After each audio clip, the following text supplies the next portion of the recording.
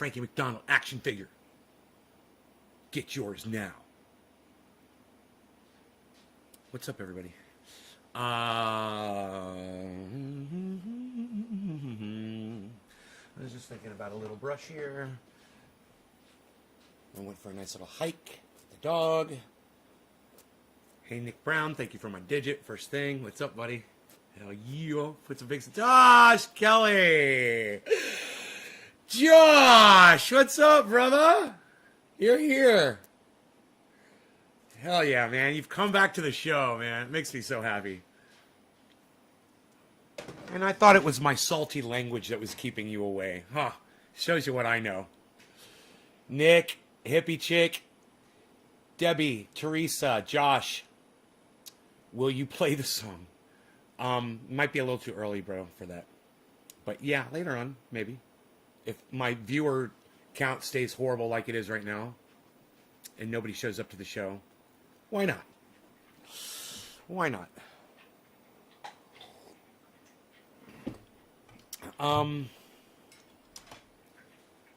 Dan, okay, there's more than 6 people here. Okay, I knew it. I was like, there's more than 6 people. I've said hello to more than 6 people. The numbers weren't updating, and right when I said that, it updated. Rogan, don't chew on that. Here, I'll get you a new one. He's trying to eat his yak milk chew, but it's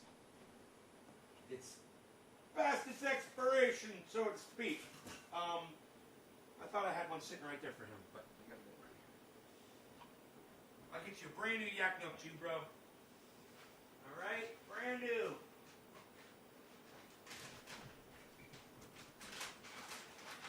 Here you go, buddy. Get a brand new yak milk chew for you. Yeah, he loves that. Carly's like, feed me while you're here, motherfucker. Okay, dude. We'll feed you too. There you go, Mansoor. Mansoor Kitty.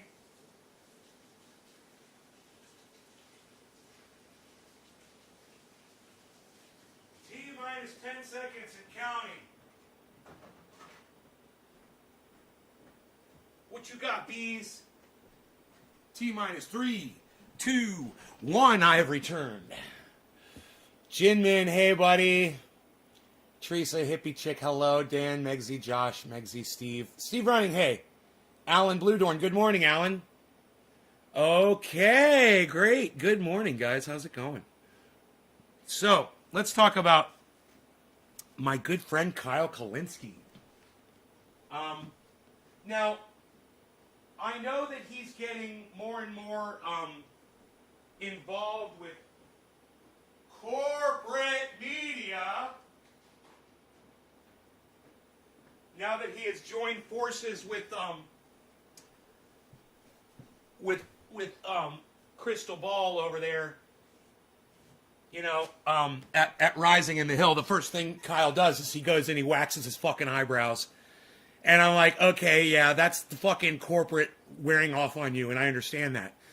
But you always hope that someone like that is going to stay true to themselves and their audiences. And, you know, I think he's trying to do that. But he's trying too hard. And we know that people hate Bezos and Gates. We know. I fucking hate them too. At the same time, I have respect for what they've done. Nay, I came here so you can go for a walk, Josh. Okay. All right. So I can go for a walk? Okay. Do you want to sit up there? Is that where you want to sit here? I'm going to see. He wants to sit up here. You want to sit up there, buddy? Is this where you want to be? Look. This is where you want to be up here. Get up here. Where's your yak milk chew?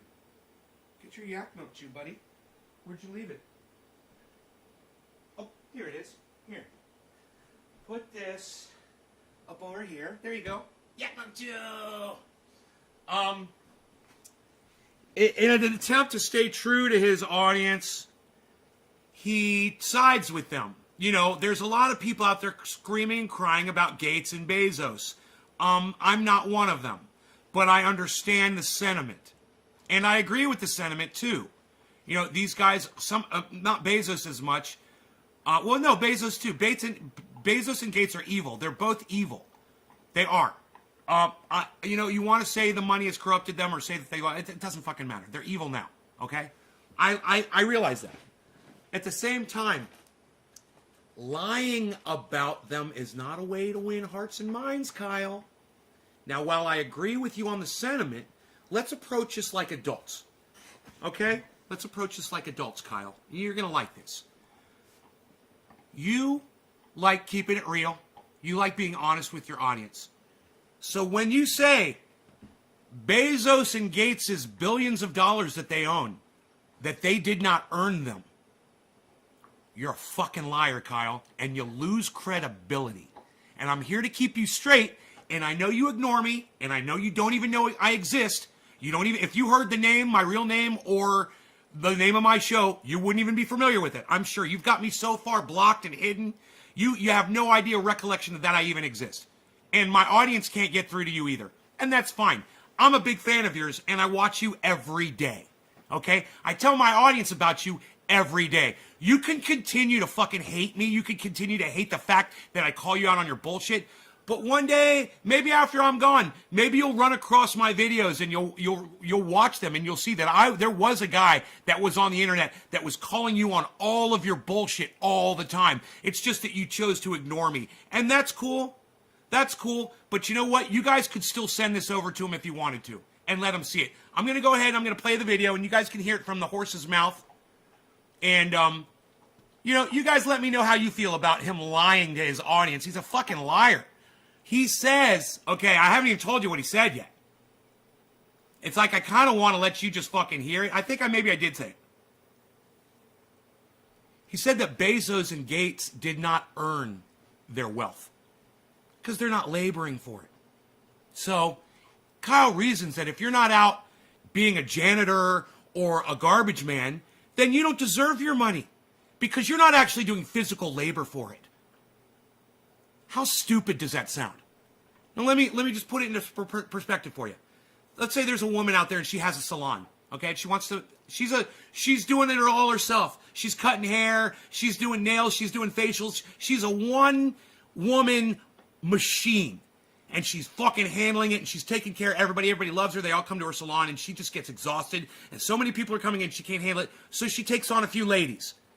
And they're good. And she makes sure that they're really good employees and they're doing exactly what she did. And she's overseeing and she's making sure she's managing them, right? She's doing the paperwork. She's paying them money. She's putting food on theirs and their children's tables, right? She's an employer. And she's earning her money. I don't care if she's not doing physical labor or not, Kyle. This is the dumbest thing I've ever heard you say in my entire life. And I just think it's important that you guys know that I keep it real with everybody, even the people I love and appreciate, and even the people that I tell you to go watch religiously. When they fuck up, I will call them out on their bullshit. I'll still send you over there to watch them because they're redeemable. There's all kinds of great shit that he has to offer. But I'm going to call him out on his bullshit every time. Okay? So you're watching the right show. If you appreciate that sort of sentiment, then you're watching the right show. Go ahead and share this around. Get some people here. You know what you could do? Go ahead and send this on Twitter to Secular Talk. Where are the women? This is the Democratic Party in a nutshell. This is the corporate Democrats in a nutshell. It's the same as the hire more women guards tweet. Remember that? Is the chairwoman of the Oversight Committee in Congress. Hold on a second. I'm just looking through to see where the part is that he's talking. I think this is the video. Oh, fuck. We need more diverse faces in this list of egregious income from executives. I think it's later on in the video. That neoconservatism is our foreign policy approach and imperialism is our foreign policy. They don't care. It's just, well, do we have a good gender ratio for the people who are bombing the innocent people? Do we have a good gender ratio? He makes a good point. gross. He always makes good points. Absurd, extreme. That's why it's important that you call someone like this out on their bullshit, too. You gotta make them keep it real, man, or they won't.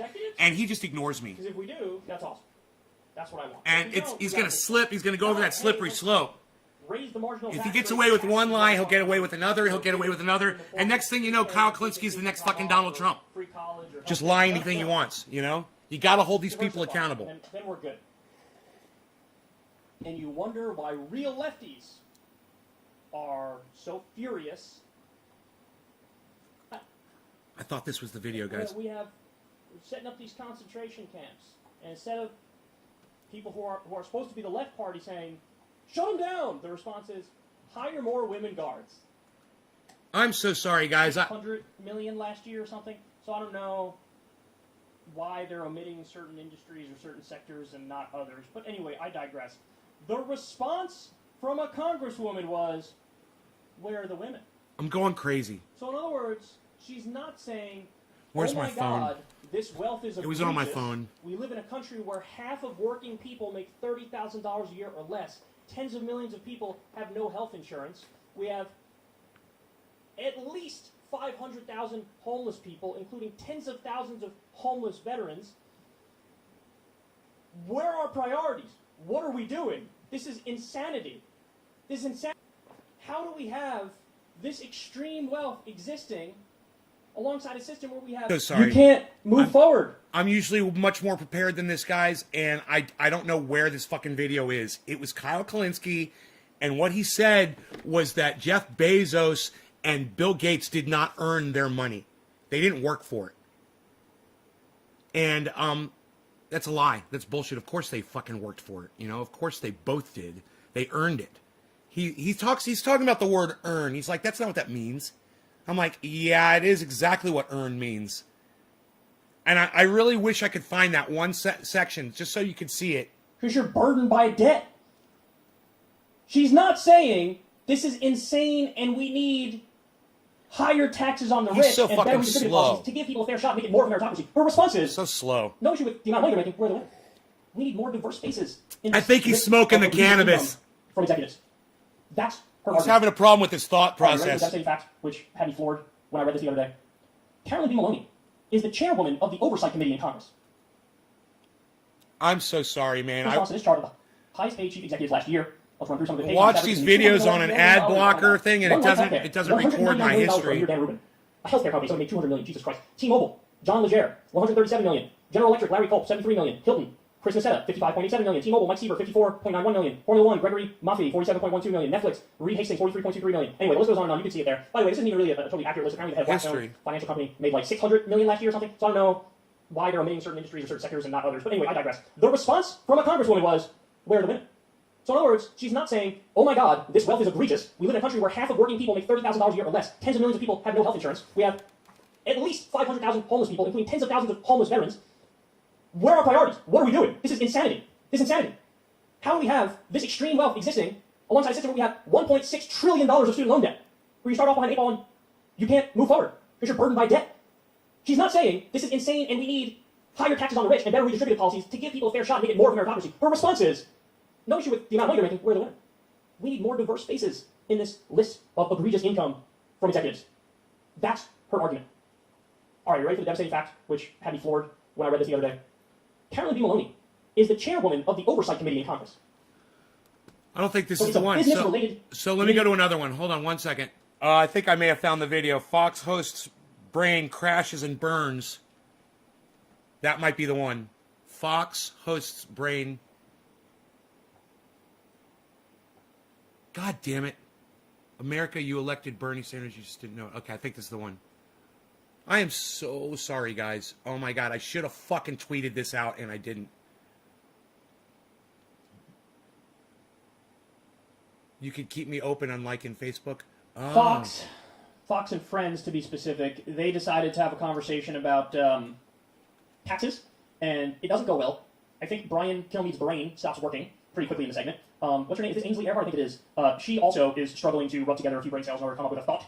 Steve Doocy somehow comes out of this looking like Albert Einstein, which is a crazy sentence to say. I'm so sorry. Here they are discussing taxes and socialism. And when they talk about raising taxes on the wealthy people, majority of people in this country are okay with that. So they're not wealthy. that is not true. You think the majority of the country want their taxes raised? No, they're okay with raising taxes on the rich. If you ask people, do you want to go to Disneyland every day? That's popular. But is it logical? Is it feasible? Is it practical? No. You can't have, but the most American people know, you can't be sober and expect all these free things and have a capitalist free market society. Such an idiot. I just remember the poll that we cited last year about this time, and I want to say it was a Reuters poll, showed that something like 65% of Americans were okay with jacking up taxes to pay for things that they wanted. And these are politically So jacking up other people's taxes against something you want is got to be very popular. Brian, if you used to have a job pre-COVID, Hey, and now Ann. you're getting a paycheck from the government, and it's Let's more go ahead and money start than smoking. tax, even though it's our money. We'll And find the if part you where get Kyle the says tax that paper, Gates and they want Bezos that. didn't earn their money. That is called socialism. I agree. And that is not a successful economy. The reason why we work, we have a free market capitalist economy. That's not what we're working towards here. Sooner or later, someone's going to have to work for a living, earn that money, and be willing to give up $7 of every $10 that they earn. When the American people are forced to look at this holistically, that is not popular. It's sad. Ainsley Earhart is so hot until she opens up her fat fucking Republican mouth,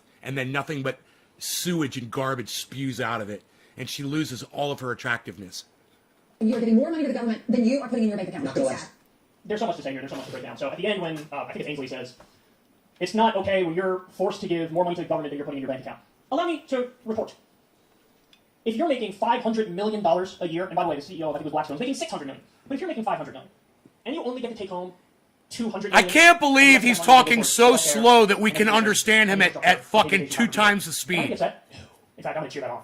And if you are upset by that, you need to rethink your priorities, because the real question is, what kind of a system allows somebody to earn the equivalent Something's of going on with that $500 million boy. a year? At the same time, you have some people who work full-time jobs, bust their ass. He's having a earning hard 25 time or 30 grand a keeping year. his thoughts together. So really, I think the problem is this concept of like, did they earn that? Nobody earns. He's $500 getting million. dumber. Nobody earns $200 billion of Here- wealth in net worth. That's what Jeff Bezos has. Okay. Don't tell me he earned that. Don't tell me. I am so glad that I found this spot, guys. Here it is. Yes. Okay, let's go to normal playback speed. And you tell me, and I want to talk to my friend Steve Running. He's going to remember. Steve, you remember when Barack Obama said, you didn't earn that. You know that infrastructure, them bridges, and those roads, those highways out there? You didn't build that. Remember when Barack Obama told that to America? And the Americans were like, well, fuck you, we didn't build it. You know, my father's a goddamn engineer. You know, my uncle's a construction guy. I worked for the goddamn Department of Transportation for years. You know, there's plenty of people that built those fucking highways and roads that heard that shit. And when he goes, you didn't build that? He's, well, Americans built it, dude. So what do you mean we didn't build it? Yeah, we did build the fucking infrastructure, and you're a fucking liar. You know, you want to say that I personally didn't go out there and build it? Fine. Did my father maybe work or spend taxes on it? You goddamn right he did. And yeah, he did fucking build that. So don't fucking lie to me, Barack Obama. You're a fucking liar. And as soon as you say shit like that, you lose credibility. You should have come right back out and said, you know what? I misworded that. I shouldn't have said you guys didn't build that. Of course you guys built it. But he didn't. So he's an asshole. Of course Stephen Running remembers that, right? Kyle Kalinske is doing the whole Barack Obama thing. They didn't earn that. Some people who work full-time jobs bust their ass and only pull in 25 or 30 grand a year. Right. Now, if you bust your ass and you only make 25 or 30 grand a year, right? And you're earning your money, that's good. How many people do you employ? How much food are you putting on other people's tables? Oh, that's right, none. You're helping yourself. Bezos and Gates are employing how many people? Bezos is almost up to 1 million employees? Are you fucking kidding me? But give him no credit and say he didn't earn the money that he's making? Let me tell you what the word earn means. It means either doing labor or providing a service for cash. That's earning. Right? That's the definition. I know because unlike Kyle, I looked up the definition of the word. That makes me smarter than Kyle because he doesn't understand what earn means. He thinks that you have to do physical labor to make money. Services don't count. So when somebody brings you a pizza, they didn't earn that. He didn't make that pizza. He just brought it to you. That's not work. You know, the guy who manages that pizza company, he didn't earn your money. He's just sitting there in an office, fucking filling out, signing people's paychecks so they can eat. Oh, but he's not earning his keep. Are you fucking kidding me? It doesn't even make sense. So when people that I love and respect aren't making sense, I call them out on their bullshit even harder.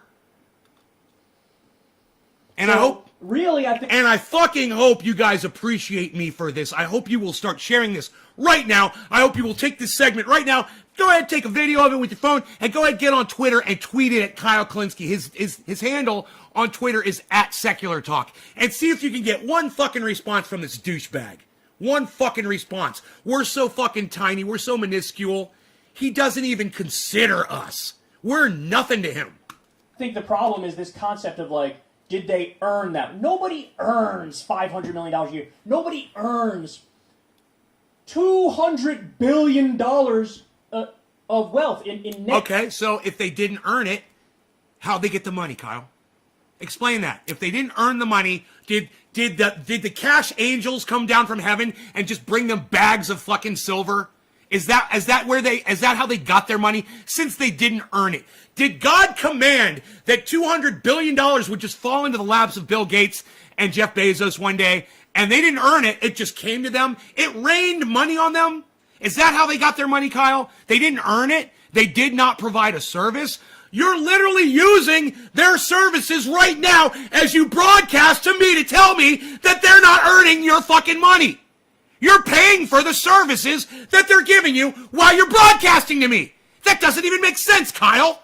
You're using Microsoft services right now, all over the internet, to beam your signal all over it. That's Bill Gates, motherfucker. He's earning his money.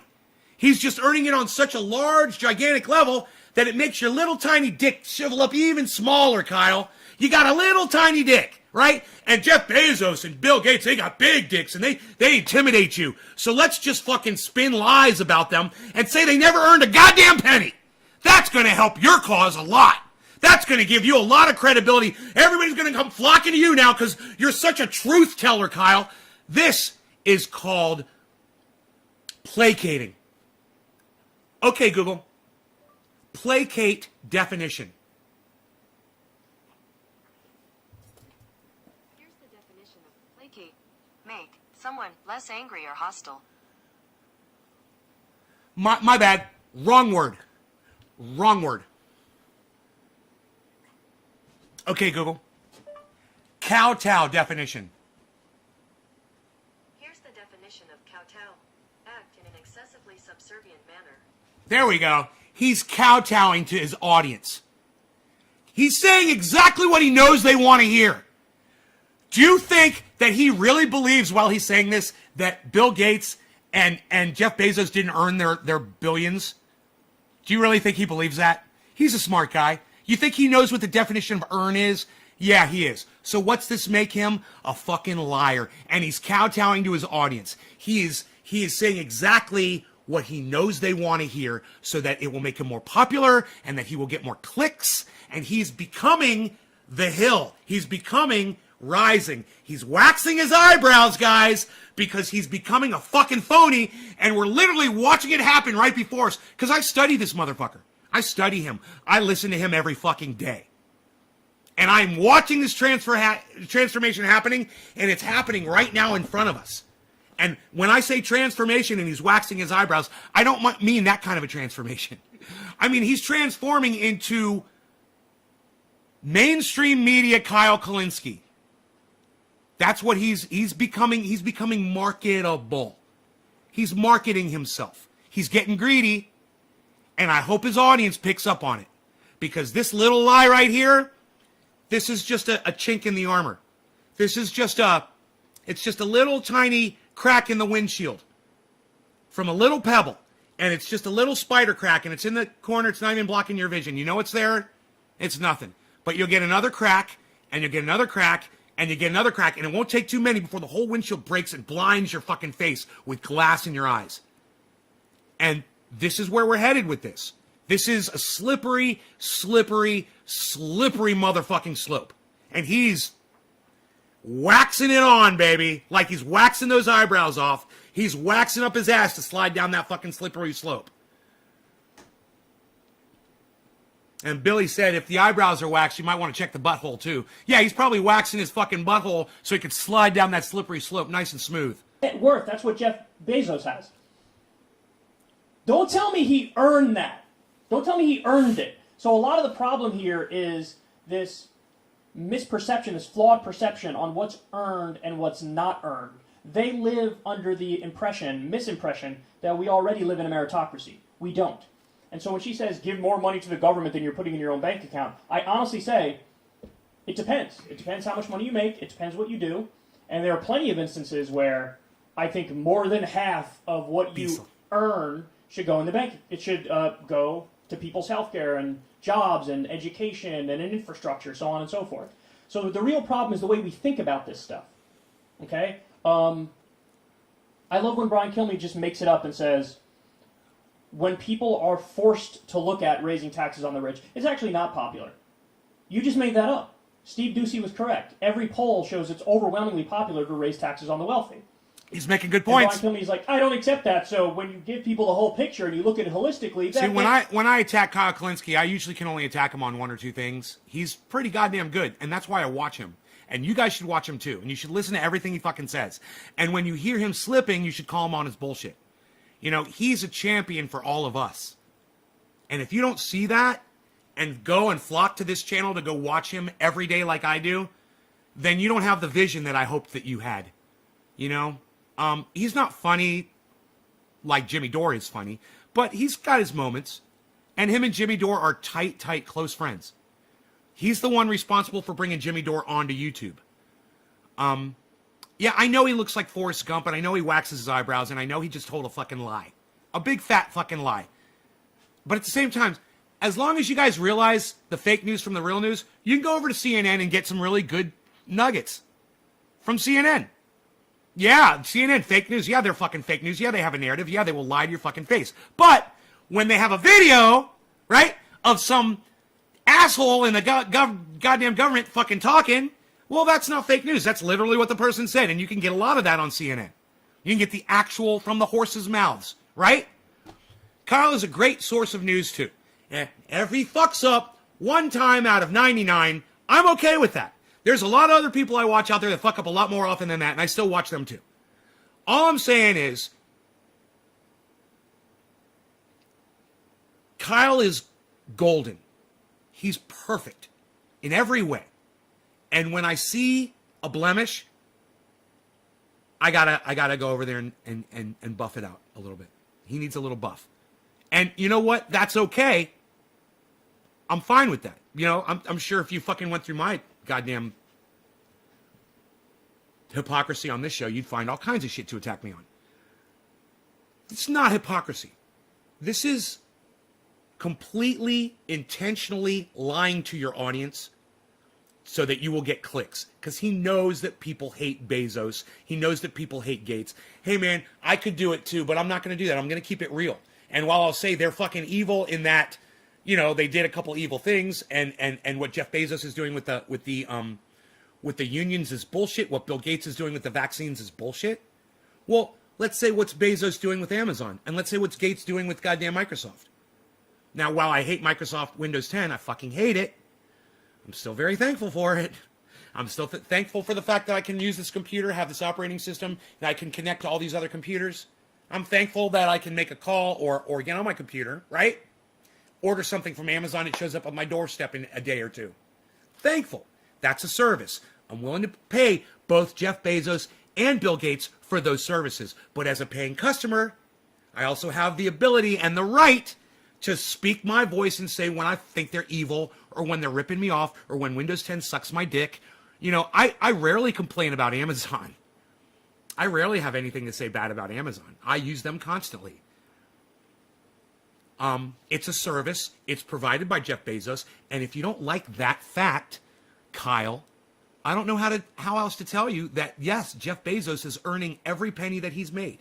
And even when he makes $1 trillion, he's earned all of those dollars. And Bill Gates, he's earned all of his money too. He's earned it. And you might not like the way they earn their money, Kyle, but that's not for you to judge, is it, how they earn their money? If they're not hurting people, and if they're actually providing a much needed service to people to do it, and they're helping a lot of folks along the way, you know, I'm sure that Bezos and Gates are quite philanthropic, and you could probably, right now, Google philanthropy, Jeff Bezos, philanthropy, Bill Gates, and probably find millions and millions of dollars that they've donated to charity and to doing things and to building projects and neighborhoods and playgrounds or whatever they do. You know, or improving infrastructure like Amazon likes to do. You know, increasing making shipping time shorter, but no one wants to talk about that. Giving the post office competition so they'll clean up their act. Nobody wants to talk about that. You know, making mom and pop stores more competitive so that they can stay alive and stay afloat against Amazon. Yeah, it makes everything better. Competition is a good thing.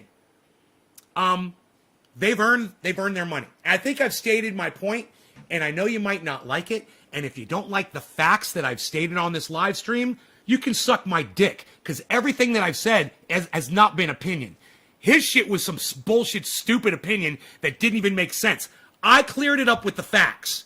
Yes, they earn their money. Earning means providing a service. Bezos and Gates are providing a service. Oh, and they are providing items as well. You know, a software suite, a computer, fucking, you know, food on your table, whatever. They're providing you goods and services. And you might not want to say that they're doing any labor, but let me ask you this. When my boy, Iceman, yeah, when he's working and he's trying to figure out a big project for somebody and he needs to do work for them, and my boy Iceman, he does industrial type work. And he gets on a computer that's got Bill Gates' operating system on it to do work for a client. Well, then I think that Bill Gates had a hand in the labor that my friend Iceman was doing for a client by using his computer system to map it all out or to use it for his video robots that he uses or drones or anything. Microsoft had a hand in that. I mean, we can go on and on and on defending Bill Gates and Jeff Bezos to just over the fact that, yeah, they earned their money. They fucking earned it. And, for me to say, Kyle, all you do is sit in a fucking booth for 1 hour or 2 hours a day and make little video clips. You're not working. That's not work. You're typing a couple buttons on your computer. You're not doing physical labor, Kyle, but you're making a lot of money. Are you? But you're not earning it, are you? Because you're not working for it. Look, you wear a suit. You wear a fucking suit jacket and a fucking Oxford shirt, bro. How are you going to dig a ditch wearing those kinds of clothes? You fucking lying hypocrite piece of shit. Fucking Kyle, you cuck, cunt, child fucker. You fucking lying piece of shit. But make sure you subscribe to his channel. Really good channel, Secular Talk. You really should subscribe to his channel and support him. Keep your eyes on him and your ears and listen for more bullshit like that. And when you hear the bullshit, type out a nice little fucking post under his goddamn YouTube video and let him know how you feel about him being a fucking slacker. You know, Kyle, you sit there in a fucking suit and you say that Bezos and Gates aren't earning their keep. You sit there in a suit and fucking do this with your hands and go, Dickie McGee sex, Dickie McGee sex, Dickie McGee sex. Is that labor? Is that labor? Is that working hard, Kyle? You working hard? Is that labor? You earning that money, buddy?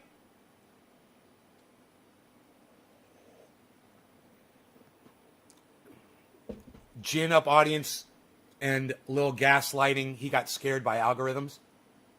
Right, Steve Running? Right? They invented and were marketing geniuses. They invented.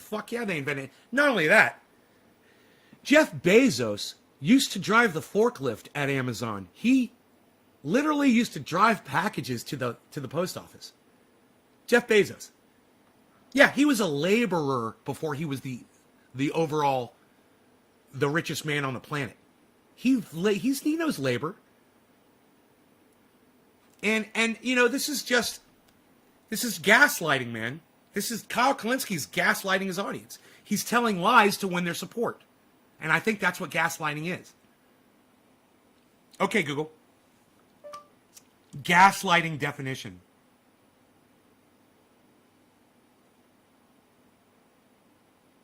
According to Wikipedia, gaslighting is a form of psychological psychological manipulation in which a person or a group covertly sows seeds of doubt in a targeted individual or group, making them question their own memory, perception, or judgment.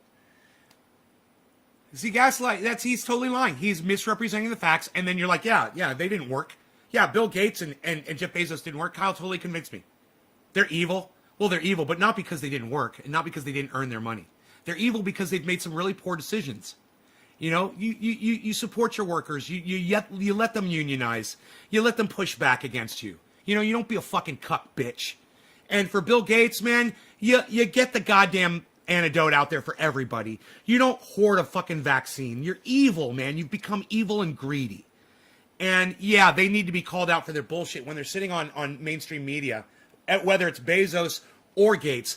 Whoever's doing the interview needs to say, hey, man, why are you hoarding the goddamn antidote for COVID? Why do you think that only your companies should be able to distribute it? Isn't that like evil? Shouldn't we be trying to distribute? Why doesn't anybody ask Gates that to his fucking face?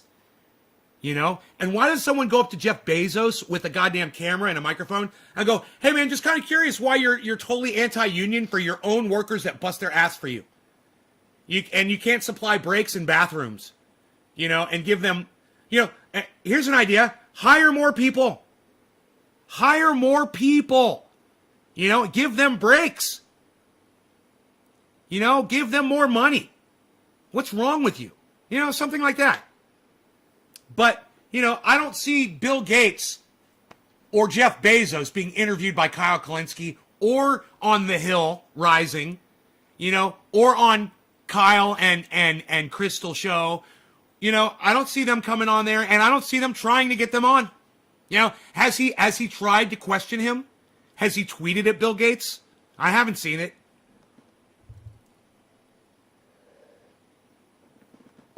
I'm not here to defend these monsters. I'm just here to call him out for his lying.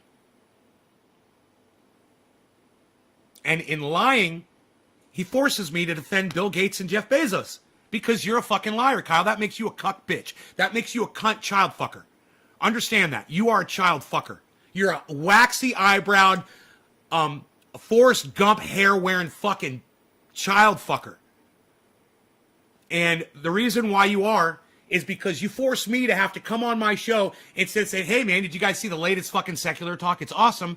I have to say, hey man, did you guys see the latest secular talk? He's a fucking liar now, and he's going down a slippery slope, and he's gaslighting his audience, and he's kowtowing to people, and he's making his own definitions up for words. Earn doesn't mean services anymore. Earn no longer means that you provided a service. So all people that do services for people, you're not earning your money. You know, and if you're a business owner, you're not earning your money. You know, if you've got one employee, you're not doing the labor anymore. That should piss you the fuck off. That someone like this is fucking lying now. And waxing his fucking eyebrows. What the fuck, Kyle? Are you guys with me on this? Karen McDonald is. She gave me $5. Karen, thank you. Don't send me any more money. I appreciate that, though. Thank you so much, Karen. You guys do not need to send me money. I'd love to see it. And if you guys came in here and your pockets were stacked, and especially it was because I told you to get into crypto, and then you got a bunch of crypto cash, and then you want to start dropping a $5 bill every once in a while, and you say, Nay, you made me so much money, here's $5. That would be cool. And I wouldn't have a problem with that at all. But, I don't want you guys putting yourselves out. Just the share and the digits, all I need, Karen, okay? Kyle's a liar. Yes, Dusty, Kyle lied. Kyle lied. He fucking lied, and that makes him a fucking liar. You know, every time he calls cannabis weed, he's a fucking liar. He's saying that cannabis has no use. He's saying that cannabis is useless. So he's a fucking liar for saying that too. And he's a racist for using the word marijuana because, I mean, I've told him a million times that it's a racist word. He chooses to not go look up the history behind it. Behind the word marijuana. Find out where that racist piece of shit word came from. It came from a racist piece of shit. And by you repeating his words, you're now the racist, Kyle. Because that guy, he's no longer alive to use the word, but you are, and you can carry his torch for him. Fuck you, Kyle. Fuck you. You fucking cuck bitch. Sharing this stream out is a great tip. It's the greatest tip I will ever get. Is you sharing this video. You don't have to give me money. What I want from you is just you to share it on social media and bring more people here. That's all. You know, we're just starting here. You know, we just started this podcast, a little tiny podcast, our little corner of the universe, little corner of the interwebs. We just started this recently. We're just getting off the ground here. Look, we've already got 21 people watching us live. I feel like I just started this podcast like 3 days ago, man. God, it's embarrassing. It's so embarrassing. And my mother and sister just sit there with their arms folded and nod and be like, see, we fucking told you. Nobody's fucking gonna watch you because you're an asshole. I know, Mom. You're always right.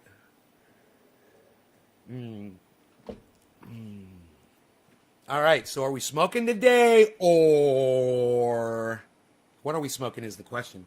I'm really digging on the Jack Herer, man, the last few days. Even though there's tiny buds. It's only tiny buds left in there. Tiny buds. Teeny tiny buds of Jack Herer. Still taste fruity and lemony and wonderful. And get me nice and high.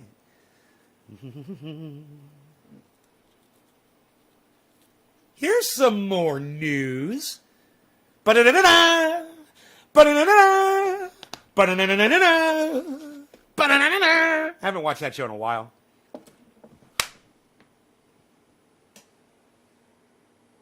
I missed that motherfucker. God damn it. He was right there, man. He was right there. It was so fucking close. Ba-na-na-na-na-na. Beezle. Did my 5.0 go through? Yeah, Karen, I just thanked you for it. Did you not hear me? I told you not to do it again. See it? See it right there, Karen? Karen McDonald, 5 USD. Don't give me money anymore, but thank you. I do appreciate the sentiment, definitely. I don't need the money, especially from people who can't afford it, man. If you guys can't afford it, don't do this. You've had to go pee. Go back and watch the show. I said thank you. And I also said don't ever do it again. I do appreciate it. I just, you know, I don't want to take money from people, man, you know? It's not why I'm here. You know, if there was 100,000 people watching this show and every once in a while somebody would slip me some money or whatever, fine. I have a feeling there'd be people who aren't going to miss $5 or whatever, you know? But there's just a few of us, man, and we don't have a lot of money collectively, and I just assume you guys not do that. Just share it, man. Share the video. That's all I want. I just want more people here watching. It's the message, man. It's not the money. It's all about the message. For him, he's already got the platform. He's already got the audience. He's already got the ability to put his message out there. And he's choosing to allow himself to be bought by the narrative. He's selling out, man. Just like Tim Black sold out. Don't sell out, Kyle. Don't sell out, man. In fact, Kyle, I would love it. Hey, let's start a little movement. Let's ask Kyle Kalinske to retract that statement. I'm going to go ahead. I'm going to write a tweet. I'm going to tweet it at Kyle. All right? And I'm going to say, hey, Kyle, I'll put the link to his video. Let me get the link to his video. Let me find out where in the video he said it. Allows somebody to earn the equivalent of $500 million a year. At the same time, you have some people who work full-time jobs, bust their ass, and only pull in 25 or 30 grand a year. So, really, I think the problem is this concept of, like, did they earn that? Nobody earns $500 million a year. Nobody earns... Okay, it's at 340.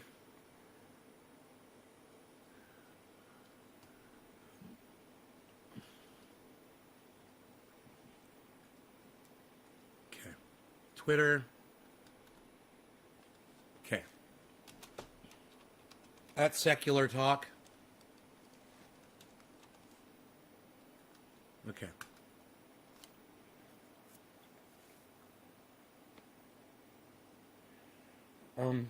Please retract the false statement you made about earning only referring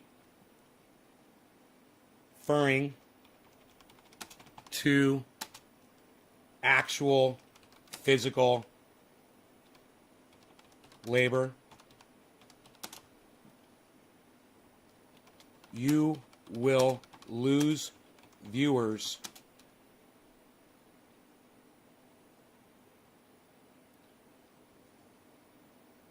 or maybe he'll gain viewers. You might gain viewers.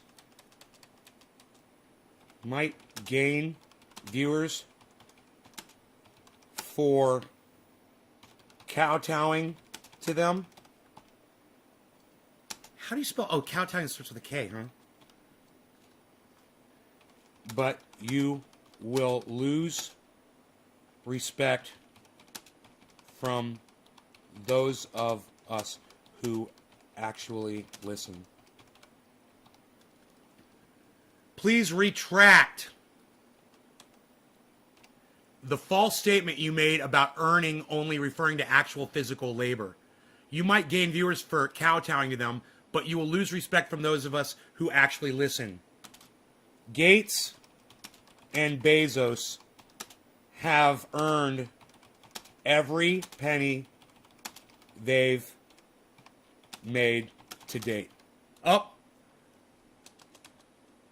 Have earned it. That's all I have room for. Okay. It's tweeted. Now, do me a favor. I tweeted it at Kyle Kalinske, so you will probably only see this under my tweets and replies, not under my tweets. Please go to my new channel, which is at CryptoCult420, right? Please go there. Please retweet this at Secular Talk. At Secular Talk. Please retweet this at Secular Talk. Thank you. Whoever did that. Thank you. Whoever did that. Thank you. Thank you, guys. Yes. Thank you. Thank you. Thank you. Go ahead and retweet it at Kyle, man. Retweet it at Tim Black. Retweet it at Jimmy Dore. Retweet it at Miserable Lib. Retweet it at Snoop Dogg. Retweet it at Tim Pool. Retweet it at... Go ahead, man. Start retweeting the shit out of it. Everybody. Get on Twitter and retweet it. Get my message out there. You know, Kyle Kalinske has 1 million people listening to him. I've got 21. So maybe you could take my post and put it on Facebook. You could take my post. You could fucking put it on... It's only got 1 comment reply. But please, guys, if you agree with me, help me out. Help me get my message out there. Help me get more people here. You know, I have a feeling that if people actually see the kinds of things that I say, when I'm making sense, and I'm always punching up. I'm always punching up. He's got 1 million subscribers. I've got 25,000. You know, his subscribers get notified when he puts up content on the internet. You know, maybe 1/100th of my subscribers get notified. So I'm punching up here, guys. I need you guys to help me. Still only 1 comment. Wow, man. And it's just Nick Brown saying 1 word, facts.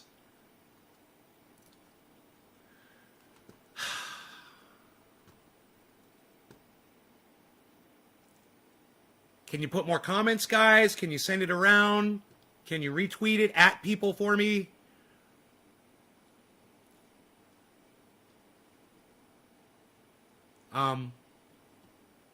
Or not. I got 20 people watching. I wish all 20 of you would go there and give me 20 likes. You know?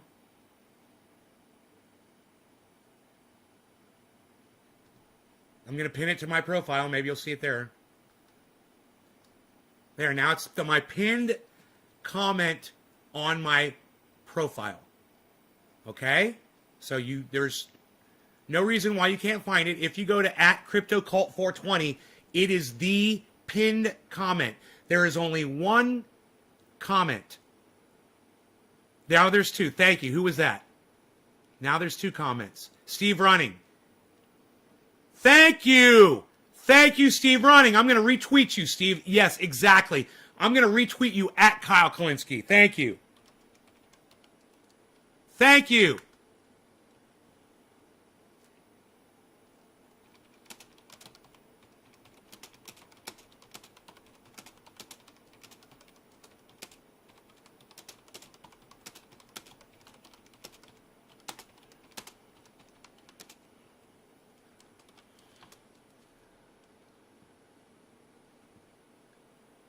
Telling him to stop fucking ignoring me.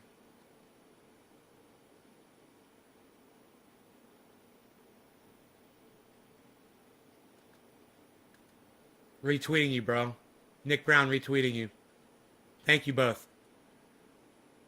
Both of you. Okay, there's a third comment now. Who is it? ORF, old retired fucker. Thank you, buddy. Thanks for keeping it real. I'm retweeting you, buddy. Thank you.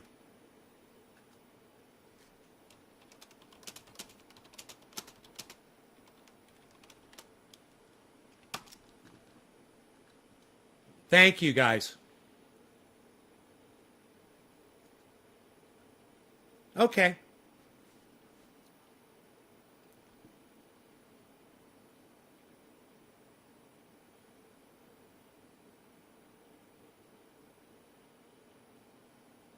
Hippie chick. My feed is at Crypto Cult 420. Are you on my right channel, hippie chick?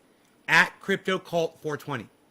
You realize that, right? You're at my right channel, right? At Crypto Cult. It is literally my pinned tweet. On my main channel, on Twitter, Crypto Cult 420. I shouldn't say on my main channel, but on my new channel, at Crypto Cult 420. It is my pinned tweet. Let me know if you really can't, if you don't know how to go to my channel. If you don't know how to visit my channel on Twitter, let me know if you don't know how to do that. It's twitter.com/CryptoCult420. Here's the link. I know I'm asking my audience too much. But I'm not asking Nick Brown, Steve Running, or Randy Church too much. Those three guys got it. Oh, fourth person? Steve, Nick, Hippie Chick. Thank you, Hippie Chick. You didn't leave a comment, but thank you. I'll go ahead and I'll retweet you. I'd like it if you would leave a comment too, Hippie Chick, and interact with my tweets, please. Please interact with my tweets, guys, and interact with each other, and make sure when you see each other on Twitter that you guys are following each other too.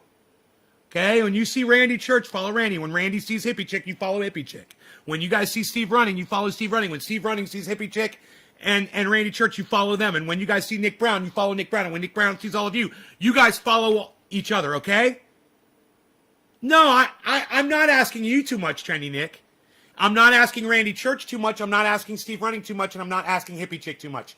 Those 4 people out of 21, 4 people didn't see a problem. And, 16, 17 people, nothing. Nothing.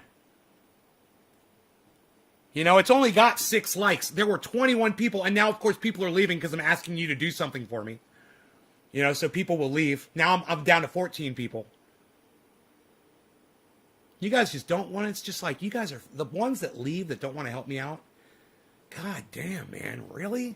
Is it too much to just pick up your phone and pull up Twitter and fucking do a fucking like and a retweet and maybe type a little something nice in there? I come here 3 times a day to do this show, man. I ask you for fucking 1 minute of your time. I put in 3 hours and I'm asking you for 1 minute of your time. If I'm asking too much, keep leaving. I just assume have the 6 people here that actually will do this. And the rest of you can leave. Right now I'm down to 14. We started at 21. We're down to 14. People are literally just leaving the show. I can't get on my Twitter account. I've forgotten my username. Okay, Joe Cool, no problem. Make a new one. Make a second account, okay? Just go make another account. No, Steve, download Twitter. On Facebook you could share this video. But download Twitter onto your smartphone, man. So while you're watching this show, you can get on Twitter and you can help me out. Still only 4 comments, man. I bet you it's only 6 retweets, too. No, it's 5. 6, 7 retweets.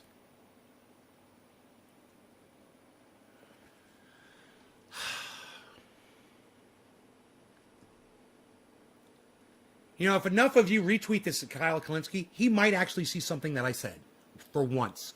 One time. If I could get enough of you guys to do this.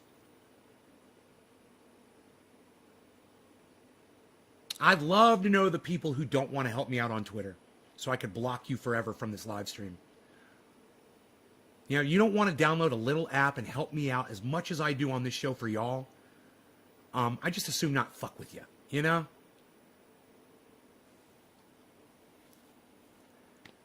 So, yeah, I'm a little tense right now. I think I'm going to do a bong rip and take it down a notch. But Nick Brown, goes to you, sir. Thank you for that digit right off the bat, bro. You earned this one. You earned this one. You tweeted at him, Teresa? Really? Am I going to see a comment? Did you leave a comment? Did you leave a comment on my tweet, Teresa? No, you did not. Why is it so hard to ask you to do that? Why is it so hard to get you guys to leave? Hey, Kristen. Oh, God, my fucking stomach just started hurting me. Not good. I feel like it's stress.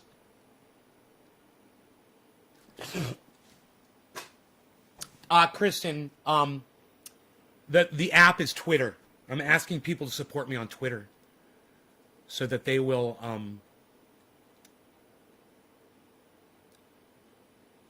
yeah, it would be nice, Teresa, if you would leave a comment on my tweet, if you would interact with the people that are leaving comments underneath my tweet, right? Steve Running, Nick Brown, Hippie Chick, and Old Retired Fucker. Those are the only people who actually made a comment on my tweet. Do you understand? I need activity on those tweets, man. I need you guys to interact with them. I mean, liking is okay and retweeting is great, but I need you to leave a comment too. I need you to retweet with a comment. You know, so give me your thoughts on what you think about what I said. Did I not inspire you into saying something? That's the message you give me when you guys don't comment. I'm not inspiring you. You know, Kyle inspired me to do this video this morning. Now I'm trying to inspire you to share this back to him. You know, this will make him and me more popular. This will help both of us out. Okay, you'll be back? Okay, Teresa. Love to see that 4 comments go up to a number 5. 17 people watching and I can't get 17 comments on my tweet.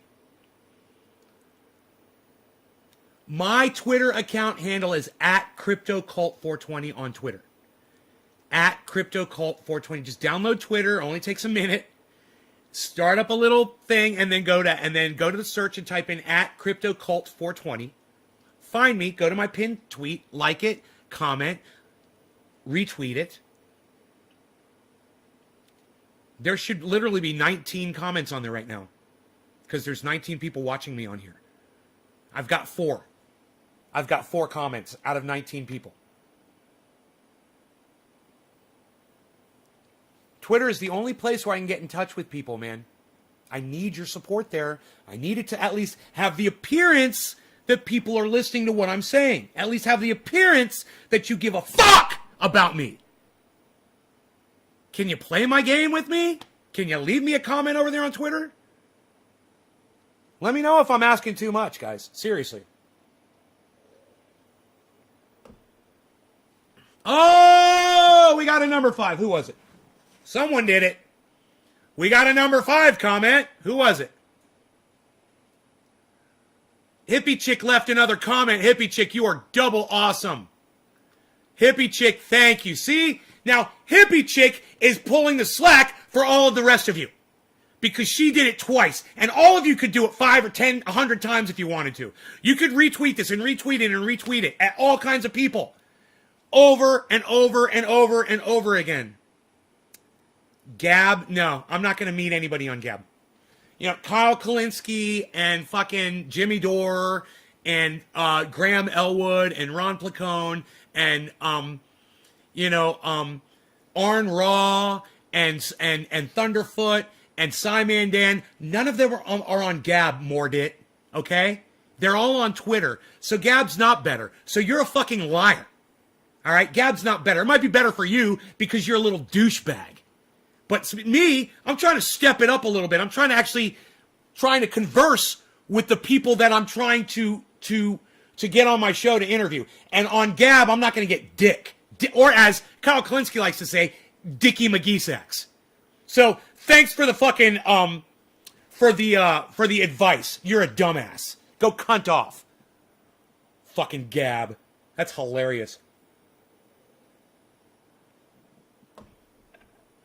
No, I'm not asking too much. Download Twitter. I've only got 5 comments on that thing. I'm going to turn off Twitter right now. I'm not going to look at... Okay, 6.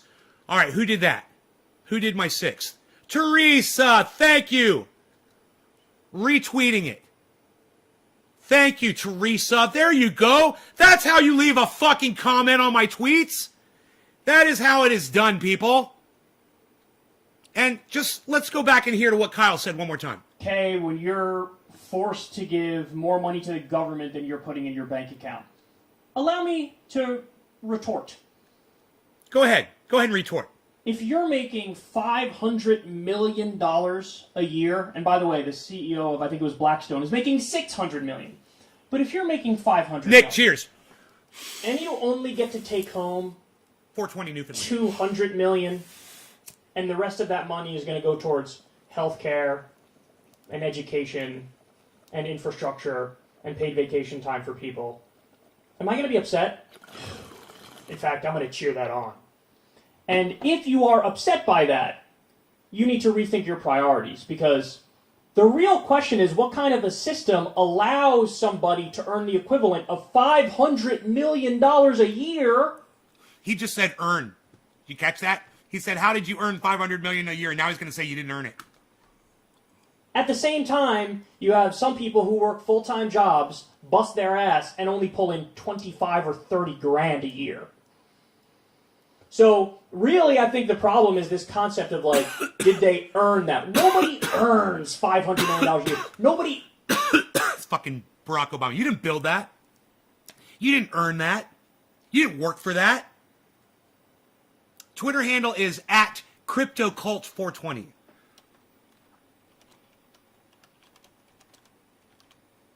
Thank you, Kristen, so much. Thank you, honey. @CryptoCult420. That's me. It'll come up CryptoCulture420, but it's my is @CryptoCult420. And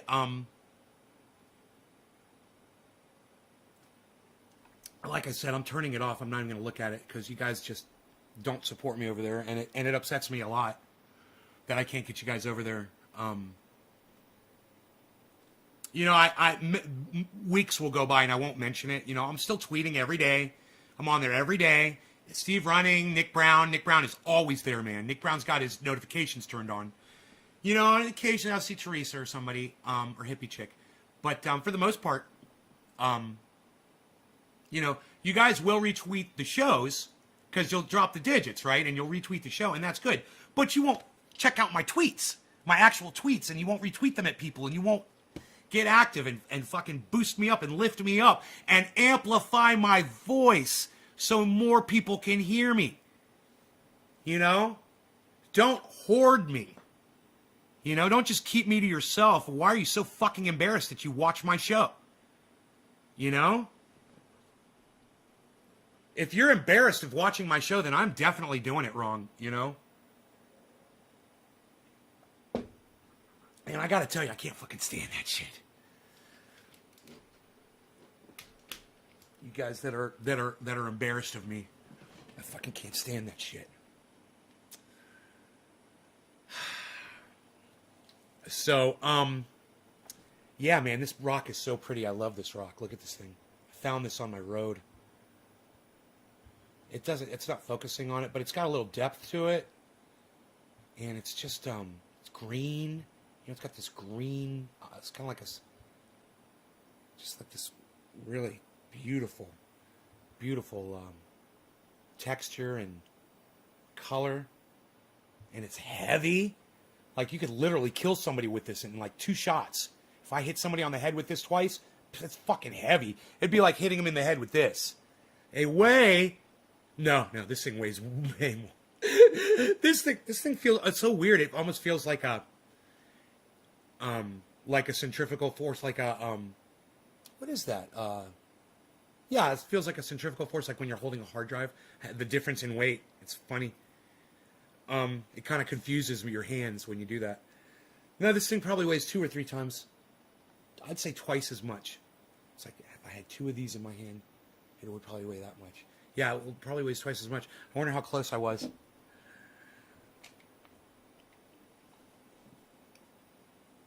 No, that weight would kill somebody a lot faster. You don't have to hit somebody once with this thing. That's going to kill you. You don't want this thing to fall out of an airplane and hit you in the head.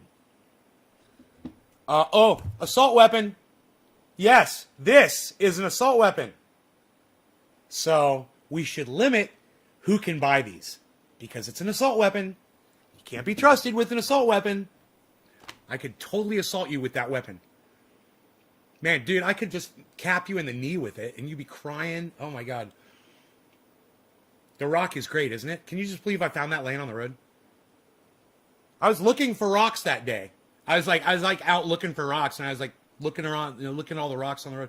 I looked at this one, and I was like, oh my God. Looks like fucking green obsidian. I don't think it is, but it's just so beautiful, man. I'd have to take some pictures of it so you could really see it. The camera doesn't do it justice. You can't really see the color. And the lighting's not right in here right now either. Steve, thank you, buddy. God damn, thank you guys for getting on Twitter and helping me out. Look, if you guys do that, Kyle Kalinske might actually hear that. He's going to actually hear somebody fucking calling him a liar. And then he's going to have to think about it. He's going to go, he's going to have to go look up the word earn. He's like, well, Bezos and Gates didn't earn that money. They just sat on their asses and collected it. And then he's going to go look up the word earn in the dictionary. And it's going to say goods and services or labor provided, not just labor. And he's going to think, well, Bezos and Gates are providing goods and services for people all day long, every day, for years. And then, if he really wants to win me back, and I don't think too many other people are going to pick up on that because people are so easily sold when Hitler was a bad person. Well, yeah, he was. I agree with Nay. Yeah, Hitler was bad. I'm going to get angry about that. That's all he's doing, man. He's saying, he's saying what people want to hear. And just because you say what people want to hear, that doesn't necessarily make you great at what you do. Then you're just massaging people. And you're coddling and you're trying to win them over on something that they agree with that's not true. It's a false narrative.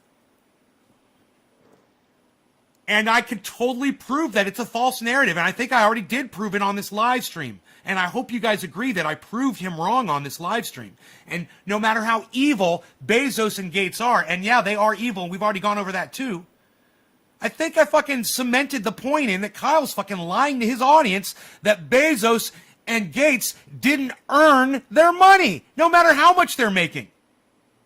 Of course they fucking earned it. You just don't like the way they did it. Because they did it really good and they did it really huge, and they're not as philanthropic as maybe you would be. But then again, Kyle, when I see how easily bought off you are waxing your fucking eyebrows and lying to your audience now, I have a feeling you could probably be bought as maybe around the fucking $2 or $3 million level. Fuck the goddamn $500 million level. I think you're way cheaper. You're like a cheap hoe. Fucking Kyle Kalinske, cheap hoe.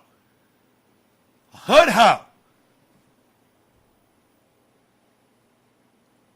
Turn in some tricks. What? Steve, that is a great question. Is Cash App a safe place to buy Bitcoin? Bro, that's my go-to, man. That is my go-to. Not a financial advisor. But, brother, let me tell you, Cash App is my number one pick for purchasing Bitcoin. Now, the thing that sucks about it is if you have a lot of it, they only let you transfer out $5,000 at a time for a 7-day period. And that's bullshit, because I've been trying to move my Bitcoin out and I still can't. I've been trying to move my Bitcoin off of Cash App into into this little device right here. Right into this. I'm trying to move into this device. Right? My problem is I can only do it $5,000 at a time. So if you're thinking in your brain right now, well, nay, I'm not anywhere near $5,000. I'm just doing, this or that or the other. No problem. Cash App is for you, bro. Cash App is the best. I love it. It's the cheapest fucking Bitcoin you can find on the internet, from what I've known, from what I can find. And if you guys find a cheaper deal on Bitcoin, let me know. Hey, what's up, Trendy Orca? What's up, buddy? I call him Trendy Orca now, too. Isn't that funny? I thought about you when I did that. Just so you know. I think about you when I call him Trendy Orca. But Cash App, it's so easy. The fees are like so cheap. Coinbase will give you no fees for the first 30 days, I believe. So buy for the first 30 days on Coinbase. I think it's Coinbase. It might be crypto.com. I can't remember which one it was. Ended up Venmo. I don't know what you mean by ended up Venmo. It's just a fragmented sentence, bro. It doesn't even make sense. That's a cool gadget for storing cryptocurrency. Yeah. And let me tell you something. Everyone that's doing this on a large scale should consider that. Should consider it's an option, and it's something that I liked, for my specific needs, because I'm putting all my information out there. Okay, I'm telling people how much I got, for the most part. People can figure it out. What's on what app, right? So any hackers that are out there, they start paying attention to the show, and they're getting a lot of personal information, and they're going to try to use that shit against me and try to hack me. So I'm in, just because I do a 3-time-a-day podcast, I'm in a more vulnerable position than a lot of you. And a lot of you that your name's not out there, people don't even know who you are or where you are or what you're doing on the internet, and you're not telling anybody about it. Not a big deal. Not something you really have to look at. If this is something that you're going to get into and you're going to put thousands and thousands of dollars into your crypto, I definitely recommend you store it offline. Then, because people get hacked, man. People get hacked. And I hear about it all the time. So they're not going to be able to hack you if your shit's not on the goddamn internet. And my shit is not on the internet. Right?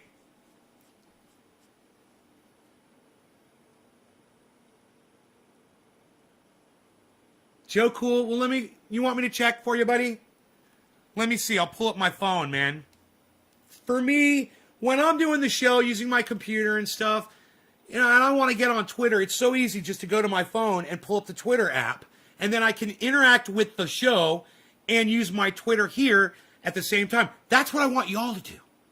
I want you to watch me on a big computer screen, a television screen, on a gaming console, big screen, whatever, and have your phone for tweeting and shit, for sharing on Facebook, for interacting with me in that way. And you got 2 devices that we're interacting with, Dude, 2 hours ago, I put up this tweet. The definition of weed is a useless plant, the more you know. Look how many likes, retweets, and comments it has, guys. That was 2 hours ago. That's the kind of support y'all give me. That's the kind of support I get from my audience. 0 likes, 0 retweets, 0 comments on one of the best tweets you will see all day. That's one of the best tweets you'll see all day. And you guys...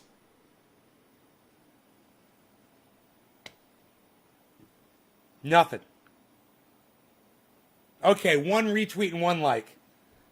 Let's see who it was. Steve Running! Thank you, buddy. Steve Running. If my ignorant internet ass can comment, anyone can. Thank you, Kristen.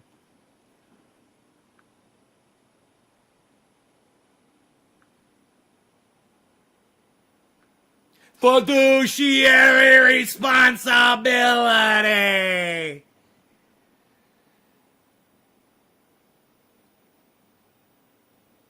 Aw. Kristen, thank you. I'm retweeting you.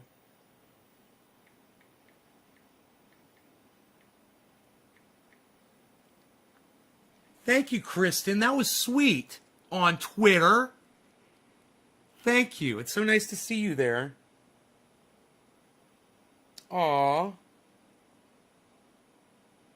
I love that picture of you.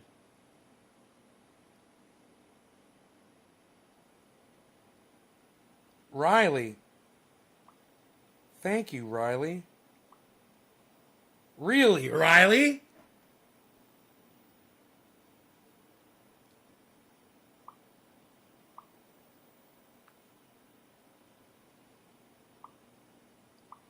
You guys are all retweeting at Kyle Kalinske. I think he's going to fucking see this. I think he's going to see it because there's a lot. You guys are. There's a lot of you. I'm retweeting you. I'm retweeting your retweets.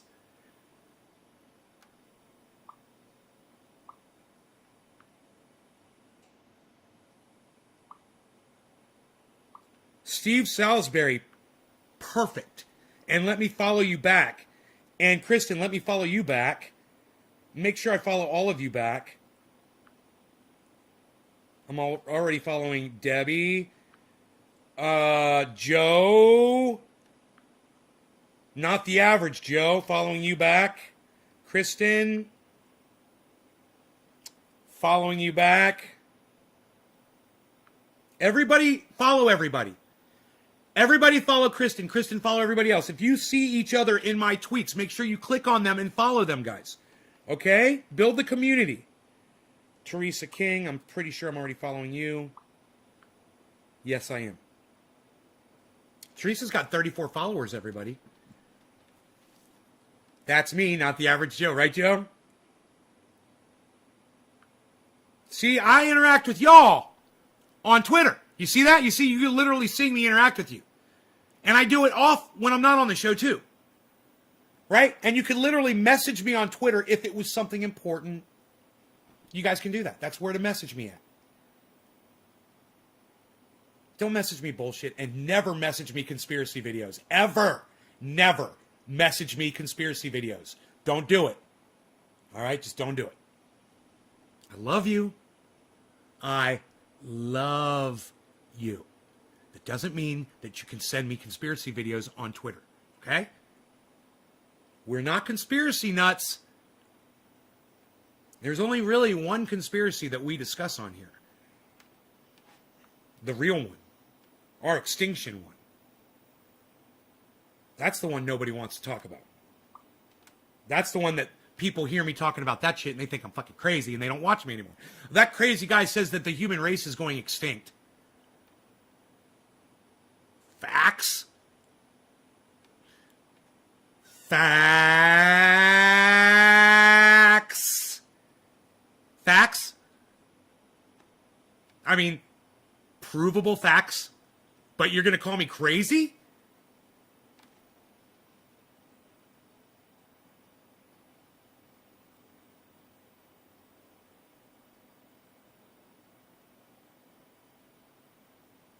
I wonder if Google knows. Okay, Google. How many humans have we lost to global extinction?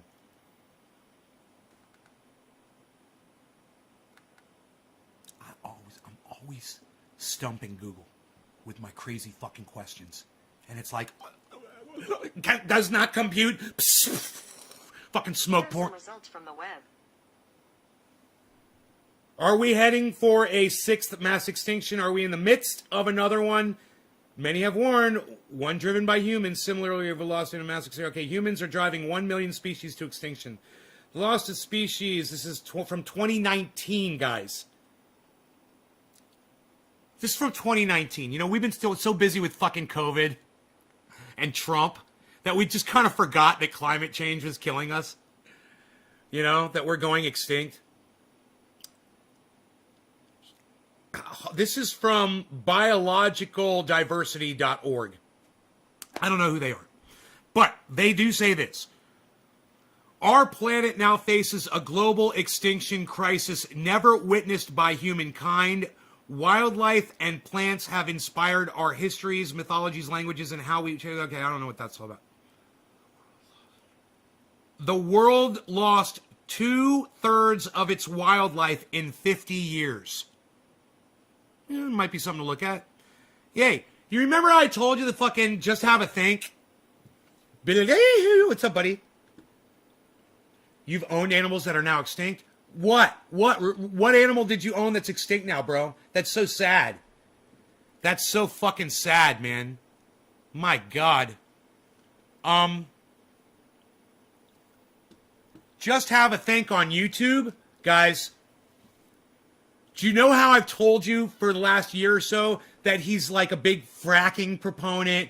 He's always like, oh, this kind of energy is going to save us, and this kind of, oh, and we're doing this technology, and he's like the biggest cheerleader for fucking big technology that's supposedly going to change the planet, save the planet, and do all this shit. And I'm like, bro, are you looking at climate change at all? Because, like, we're going extinct. And I bet you got kids, and I bet you got grandkids, and you don't want to admit it. Well, guess what? Fucking A. If fucking just have a think douchebag finally is starting to catch on. Finally! He finally put up an upload, and when I saw it, I was like, ha!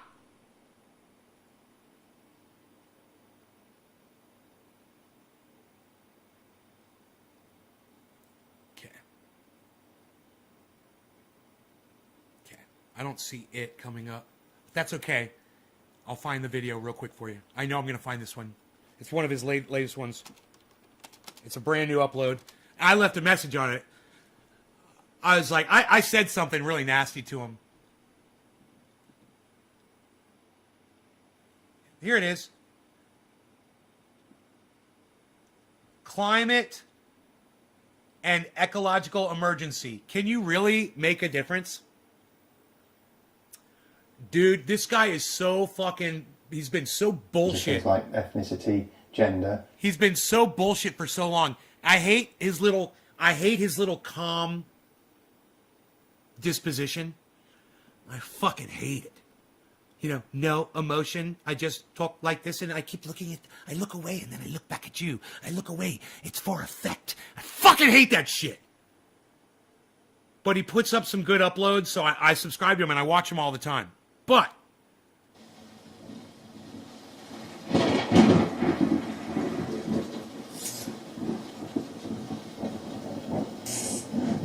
Hello, and welcome to a special edition of Just Have Another Think. And let me just tell you this. This motherfucker loves himself so much. Loves the way he talks. Loves the way he sounds. Thinks that he is just... You could just... He exudes. He oozes out this his own shit don't stink fucking sentiment. So hardcore. It all... You can almost smell it coming off the monitor. He's just a gross human being. In October 2017, he's vulgar. This research article Fucking was hate published him. by a team of ecology and entomology experts from Germany, the Netherlands, Listen and to how the UK. from Germany, the UK. It reported the findings of a 27-year field study of European insect diversity. So matter of fact. And it said this. It said this. The mankind's going fucking extinct! All right, you dumbass! You don't talk about it like this. Oh, look, we're all going to die. Oh, look at this little report. It says that we're all going to die. And, really? Our analysis estimates a seasonal decline of 76% and midsummer decline of 82% in flying insect biomass over the 27 years of the study. And in 2019, the Intergovernmental Science Policy Platform... Did you guys catch what he just said? Listen to it one more time, because he's such a fucking douchebag. You know, he reads it to you verbatim instead of just saying what he just read.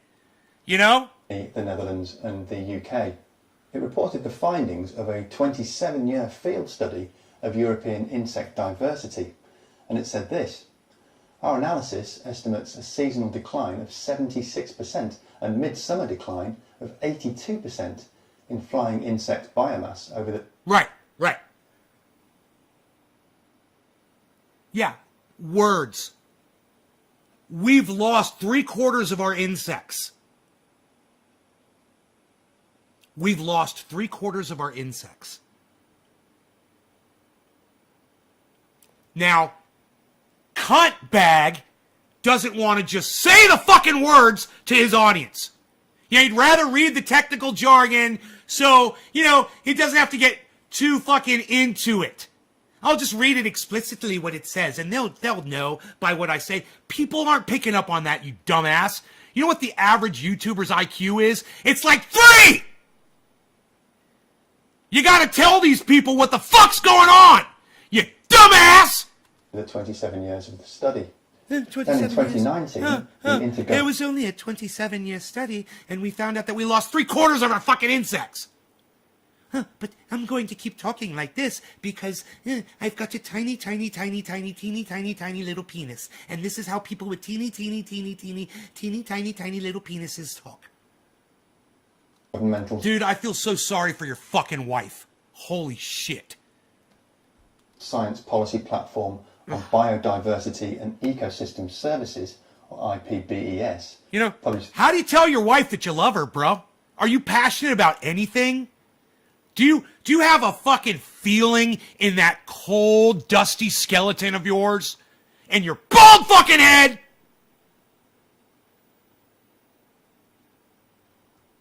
their global assessment report.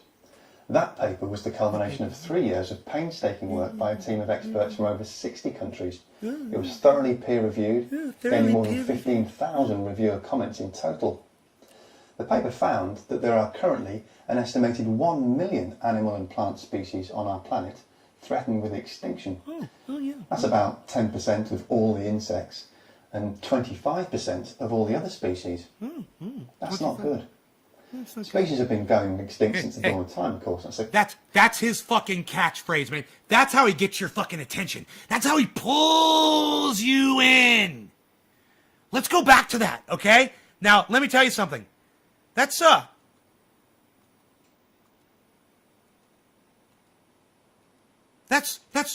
real fucking, that's really gonna grab you by your balls and make you fucking pay attention. Sit up and fucking listen, huh? That's not good. That's not good. That's not good. That's not good. That's not good. That's not good. That's not good. That's not good. That's not good. That's not good. I mean, could you understate it any more? Could you trivialize it any more? That's not good. That's not good. That's not good. That's not good. Oh, is it not good?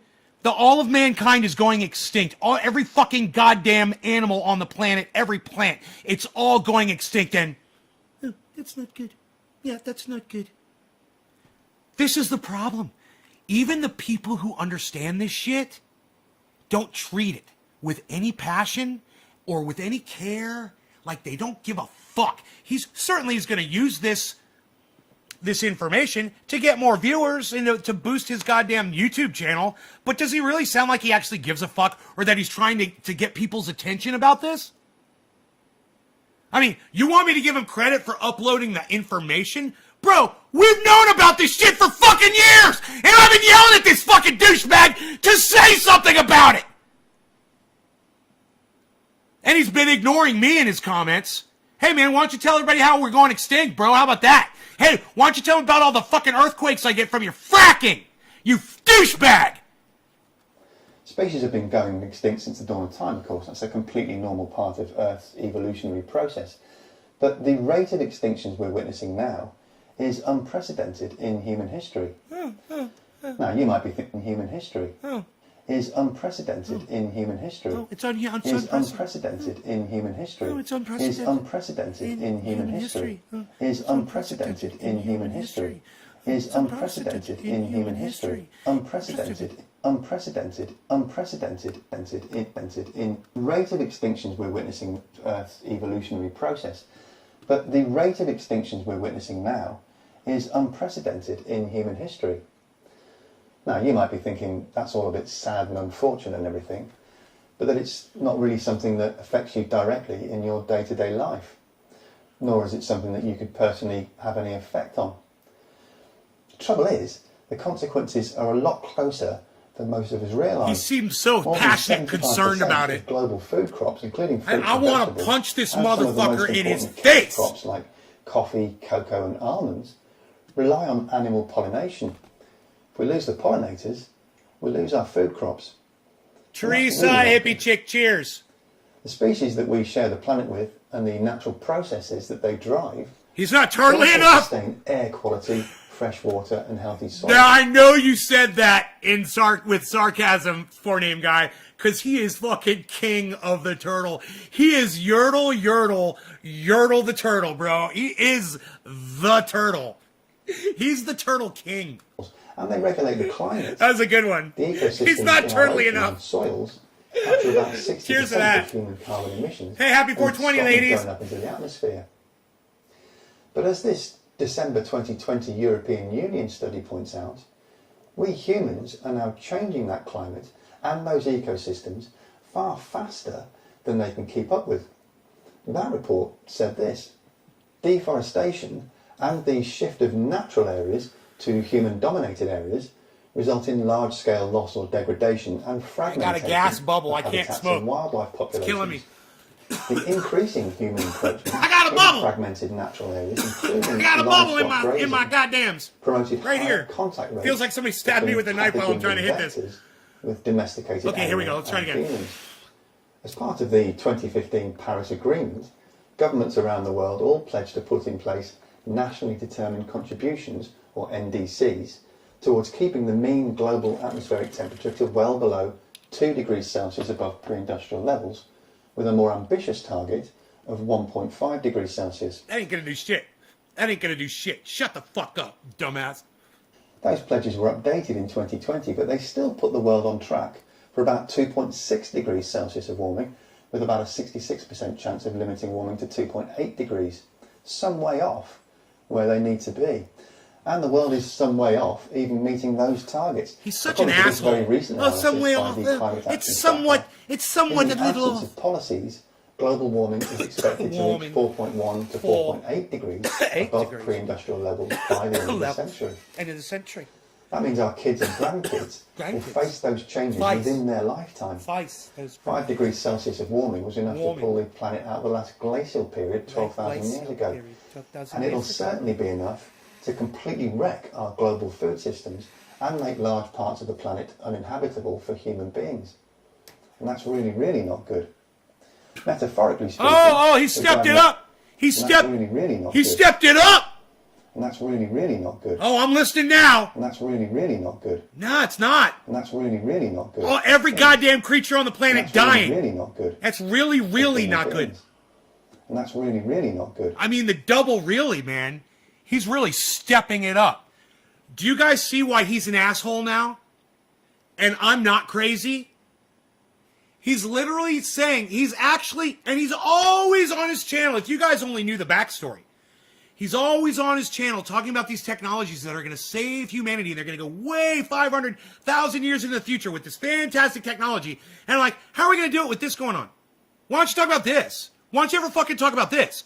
Why are you talking about all these batteries and this water technology and all this fantastic new shit, coming out? You got all space and all these things. We're not even going to make it fucking 10 years, motherfucker. You haven't even looked at climate feedback loops yet. I mean, certainly he discussed them on a upload that he did. I guarantee you, he discussed climate feedback loops, but he never put it all together because I guarantee you, he's got kids and grandkids. So he's got a blind spot, which is what I've been screaming at him about for fucking years, dude. You need to realize your grandkids don't have a life, you dumbass. They're not going to make it, man. You might not even make it to your expiration date. You realize that? You fucking egg-headed piece of shit! Fuck you! Metaphorically speaking, we're driving a car at 80 miles an hour down the wrong side. Oh, this is a horrible analogy! Straight into oncoming traffic. We can swerve and miss some of the vehicles coming towards Analogy us, master here. but the chances of crashing at some point are extremely high. Those NDCs I mentioned are about as effective as slowing the car down from 80 miles an hour to 60. But you know, a head-on collision at 60 is mostly indistinguishable from a head-on collision at 80. What we actually need to do is slam the anchors on, do a handbrake turn and start driving back in the opposite direction. Oh, really? Is that what we need to do? But you don't want to look at Thunderfoot's CO2 video, do you, you fucking cuck bitch? You fucking grandpa? And when I call him a grandpa, it's because he's got grandchildren and he's got a blind spot. That's what I mean. Oh, his grandkids are going to live out their lives because, you know, he wouldn't have made that mistake. He wouldn't have had children, right, if they weren't going to have a full life ahead of them, and if they were going to die in some kind of a natural disaster or go extinct out of fucking hunger or heat. He wouldn't have produced people that would have to deal with that, would he? He would have been smarter than that, right? He would have been fucking smarter than that.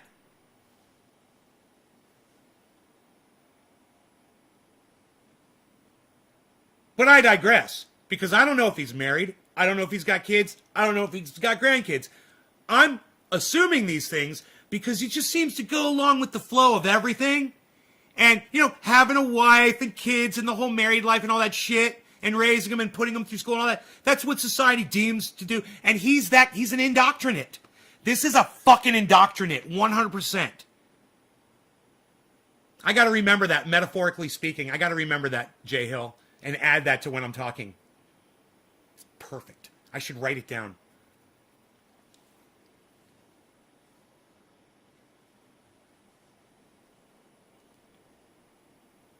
All right, let's go on. We'll keep smoking and listening to this guy because we're about to get to the part that I want you guys to hear. Right now, I'm basically just attacking his nonchalance at the fact of what he's over the facts of what he's covering. He's covering our extinction, right? He says that we're in a car and that we're going to get into an 80 mile an hour collision. But if we do these things, it'll only be a 60 mile an hour collision, which is indistinguishable from an 80 mile an hour collision. But he says, hey, we need to avoid the collision and we need to slam on the handbrake and do a U-E and start going back the other way. This is what I'm saying. We might be in a car and we might be headed for a collision, but it's not that kind of a collision where you're on a highway and you're going towards another vehicle. No. This is where he failed at his analogy and his metaphor. No. We're a car that was going 80 miles an hour and then broke through a fucking barrier and flew off a mountainside cliff, and the bottom is like 1,000 feet down. And we're flying downwards towards that, and that's the analogy. There's no fucking handbrake, you dumbass! You know, he would like to say, and every video that he's ever put up until this day has always been like, there's a fucking handbrake, and here it is. Here's the new battery that's going to change technology. Here's the solar blockers that are going to block the sun. Here's the CO2 eating thing. Here's the plastic eating thing. Here's the thing that's going to plant more trees. And here's the thing that's going to stop using oil. And here's the thing that's going to make fracking for everybody. Everybody's going to be fracking under their homes. And everybody's going to be harvesting fucking energy out of the ground. And we're all going to do this. And we're all going to do that. And I'm like, we're all going to be fucking dead. None of that matters, bro. I mean, and then my whole thing was, oh, you're just not going to talk about it because you're making money off your channel. You're just feeding hope. Once again, kowtowing. You are giving your audience what they want. You know, the Kings had a song. It was called, You Got to Give the People What They Want. That was it. That was the song. Give the people what they want. That's what Donald Trump did for 4 years. There were a lot of people that wanted that.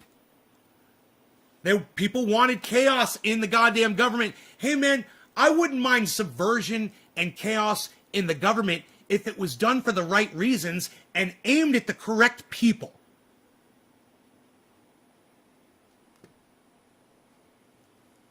You know, I say this about the Capitol riot. If they were there for the right reasons, I would have fucking supported it. If they were there for $15 minimum wage, if they were there for Medicare for all, if they were there for student debt forgiveness, if they were there for recognizing climate, getting out of foreign wars, getting a universal basic income, I would have been supporting that shit. And I think a lot more Americans would have been supporting it too. And I think people would have flocked to the Capitol and probably burnt it to the ground. That would have been that. That would have been the end of our fucking government. And then they are using that guillotine and they are fucking yanking people out of their homes. We're that close to it. And something like this, the realization of what we're really facing, could trigger that. People don't realize this. But this message, now that this fucking cuck bitch is talking about it, it's going mainstream, man. And when someone like this is talking about it, and he's got, I don't know, let's see, he's got 26,000 views. That's a nice start on this video that he just put up yesterday, 2 days ago. He put it up 2 days ago. Well, now we got, about 100, 200, maybe 1,000 because of me are going to see it. Add that on there. And maybe one of you guys will share this video. His video. Go share his video to everybody you know. Go on YouTube. Go find that fucking video. Here, I'll give you the link to it.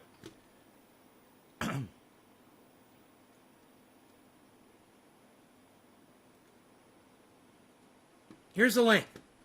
Hey, Luke. There's a link to the video. If you're not on Facebook, you can grab that link and you can share it all over the internet. I believe we can impact the environment, but we won't be able to destroy the planet short of nukes. But I also believe you should do what you can to help your fellow humanity. Fixing shit years and years and years ago. No stopping now, bro. Stopping. It's already fucked up plastics in our waterways. Plastics could be dealt with. We could get the plastic out of the water. We could. There's technology, man. We could totally filter the waters. We could do that. But the things that we have problems with, we can't help, like the CO2 and the heat. The way to do that in the real world is to rapidly switch off greenhouse gas or GHG emissions. See, he's sticking with the fact that we're on the highway and that we've got an emergency brake and we can do a U-turn and avoid the collision. He literally is saying that we can stop this. I would love to turn this on right now and have Guy McPherson in here with us and watch this and get Guy McPherson's reaction to this bullshit. And I guarantee you, Guy McPherson would laugh, he'd chuckle, and then he would set us all straight and say that this guy doesn't know what the fuck he's talking about. Emissions caused by human activity. And the way we measure that is with a GHG emissions budget that gives the limit to how much we can use up relative to keeping the rise of global mean temperatures to a minimum. The more GHGs we pump out, the hotter the Earth becomes. And to simplify things a bit more, the carbon dioxide equivalent value of all greenhouse gases has been calculated so that we can use the more familiar carbon budget that you've no doubt heard about in the media. The Intergovernmental Panel on Climate Change, or IPCC, estimated in 2018 that if we wanted to have just a 66% chance of staying below 1.5 degrees Celsius of warming, then we could afford to emit no more than 420 billion tonnes of carbon dioxide equivalent between that date and the end of the century. And you might be thinking that gives us loads of time to sort it all out. And you'd be wrong. We put about 40 billion tonnes of carbon dioxide into the atmosphere every year. So on our current path, we'll have used up all of that budget by 2030, 9 years from now. And that's assuming we avoid all the tipping points that climate scientists are now Megzy and Steve Running, about. Cheers. After that, we'll be scrambling to build vastly expensive machines and infrastructure to try and suck carbon dioxide and find somewhere to put it. And you can't easily wrap up 40,000 million tonnes of anything and just pop it away in a downstairs cupboard every year. The challenge is enormous, and it's one that every nation on Earth now faces. Might be tempting to point a finger at other large industrialised The countries challenge is and enormous. say, well, they're not doing enough, so Grandpa. why should we bother? But here in the global north, we're historically responsible for the vast majority of cumulative carbon dioxide emissions going all the way back to the Industrial Revolution. The Paris Agreement includes principles of fairness, which means rich countries who've emitted the most over time should be contributing over and above emerging economies. So each country probably needs to focus on getting their own house in order before they start pontificating about the progress of others. Here in the UK, our Parliament passed a Climate Change Act way back in 2008, which put in place a set of 5-yearly carbon budgets setting a statutory cap on total greenhouse gas emissions between 2008 and 2032. How'd that work out? The fourth of those budgets covers the years 2023 to 2027, and the fifth budget covers 2028 to 2032. We ain't making it that far. That legislation was certainly groundbreaking at the time, and it provided a model for many other countries to follow. But the targets are now woefully out of date and in desperate need of an upgrade. It's not until we reached the sixth budget, set just in September 2020, for emissions between 2033 and 37, that our activities fall in line with the 2050 net zero carbon target recently set by our Prime Minister. The UK government points to a track record of reducing greenhouse gas emissions by 40% since 1990, but a good deal of that has been achieved by outsourcing much of our manufacturing to other countries of the world and handing the emissions problem over to them. That's a cop-out. If those outsourced emissions were properly accounted for, then the real UK reduction since 1990 would most likely only be somewhere between 10 and 15%. And until this sixth budget was published, there'd been no accounting for the not insignificant emissions from shipping and aviation either. Even ignoring all their emissions, we're not actually on track to meet either the fourth or fifth budgets anyway. So things are really not quite as rosy as some government ministers may like us to think. And it gets worse. This country's own Climate Change Committee recently highlighted that our government has failed to meet 17 of its 21 progress indicators, and only 2 out of 31 key milestones have been achieved. So in 2020, new legislation to fundamentally address the deficiencies in our environmental policies was tabled in Parliament by the MP Caroline Lucas. It's called the Climate and Ecological Emergency, or CEE Bill. It's not aligned with any one political party. It was researched and developed by an organisation called the CEE Bill Alliance, based on the best scientific evidence from world-leading experts in the field. It goes way beyond party politics, and it could serve as a blueprint for all advanced economies. It's got 3 main goals. The first goal is to ensure that the UK sets and meets targets that genuinely contribute towards limiting atmospheric warming to 1.5 degrees Celsius by reducing overall greenhouse gas emissions as soon as possible. The target... That's all bullshit, so I'm skipping it all. What these motherfuckers are doing and proposing isn't a drop in the bucket. And he knows it. This motherfucker knows it. This fucking cunt.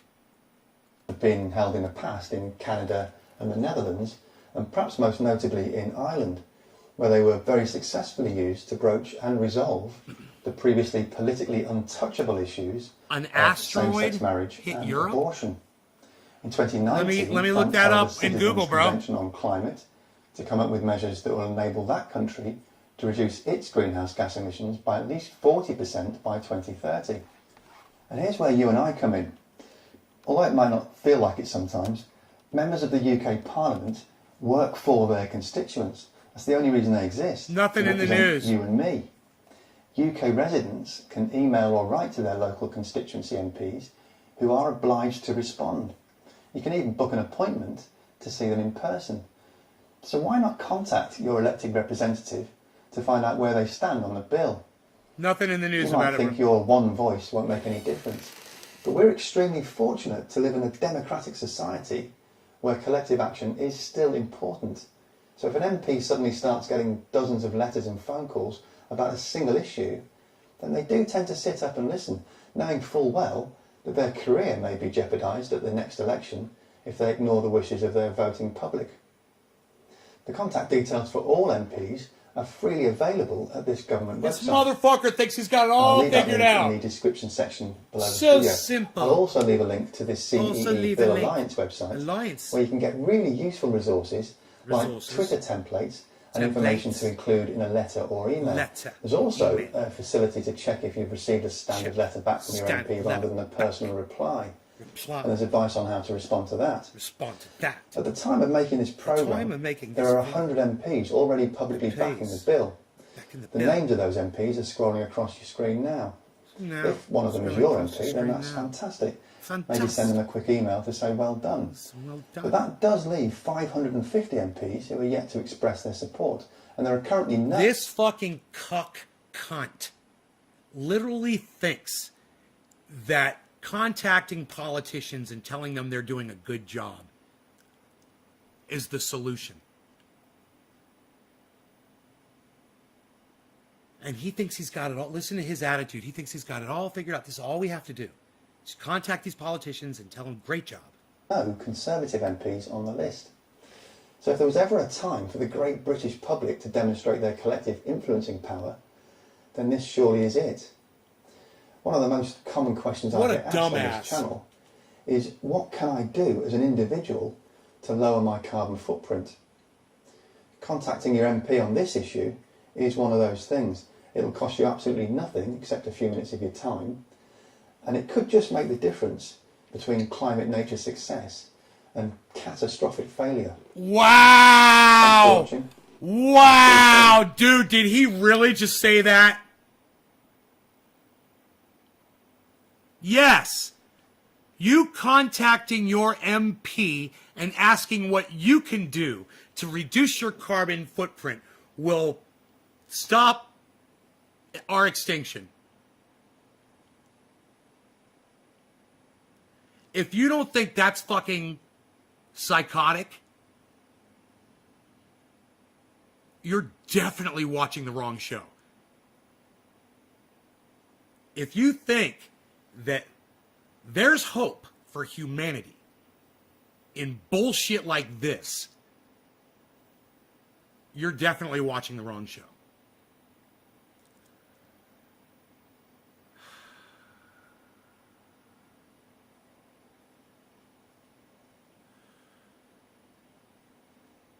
Hey, Trini Orca, do me a favor. You know nothing about climate change. Do not engage me on my show about climate change. You don't know it, all right? So don't fucking talk to me about Earth cycles, and don't talk to me about they use global warming. Just don't do that shit, all right? It's not like this is a subject that you can pontificate on, and you're acting like you can. Please. You sound like fucking Donald Trump. Oh, the earth warms and it cools, and it warms and it cools. You sound like fucking Donald Trump right now, bro. Another idiot who knows nothing about climate. But he's the president of the United States, so he's gonna pontificate about it. You know? Fucking I'm out of coffee! Thank you, Sean. Love you, brother. Yeah, I know my audience really well. But if there's one thing I know more than my audience, it's fucking climate change, because I pay attention to people who talk about it.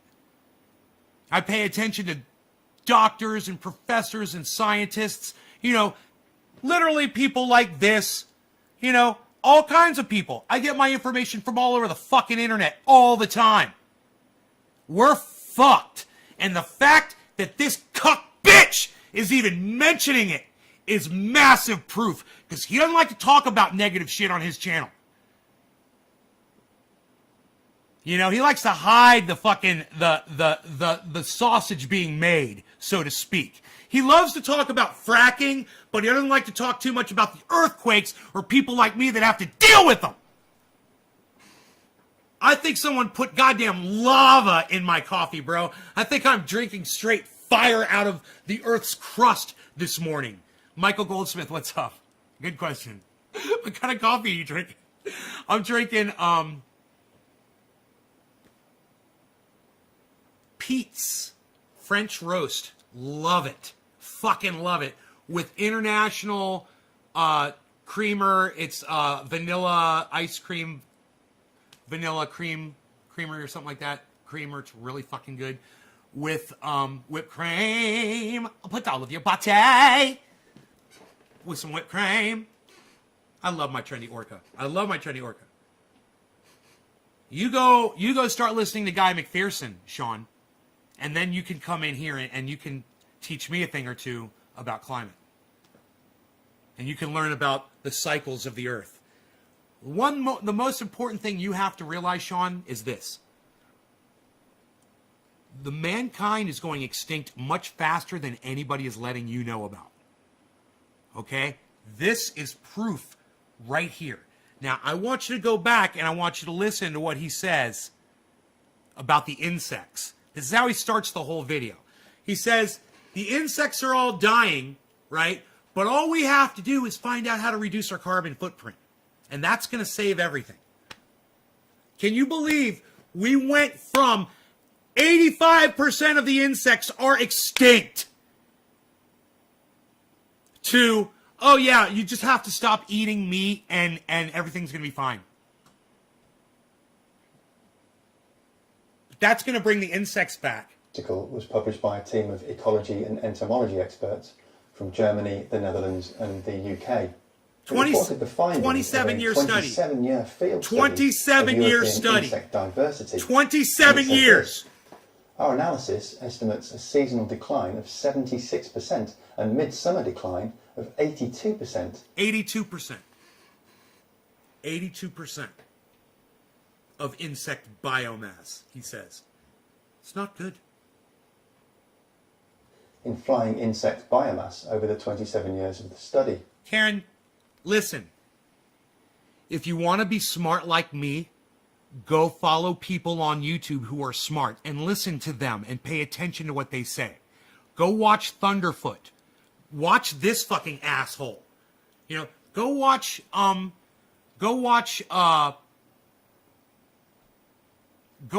Guy from Coin Bureau. You know, go watch Kyle Kalinske, that fucking cuck bitch that we were talking about at the beginning of this show. Are you subscribed to any of these people yet? You know, go watch, Professor Dave Explains, Karen. Go subscribe to Professor Dave Explains on YouTube. In fact, all of you, go subscribe to Professor Dave Explains on YouTube. Go subscribe to Cyman Dan. Subscribe to Cyman Dan. Subscribe to Professor Dave Explains. Subscribe to Thunderfoot with 2 zeros. THUNDERF00T. Write this down, Karen. You don't have to wish that you're smart like me. You just have to apply yourself and start listening to people who are smarter than you. You know? Instead of fucking getting caught up in my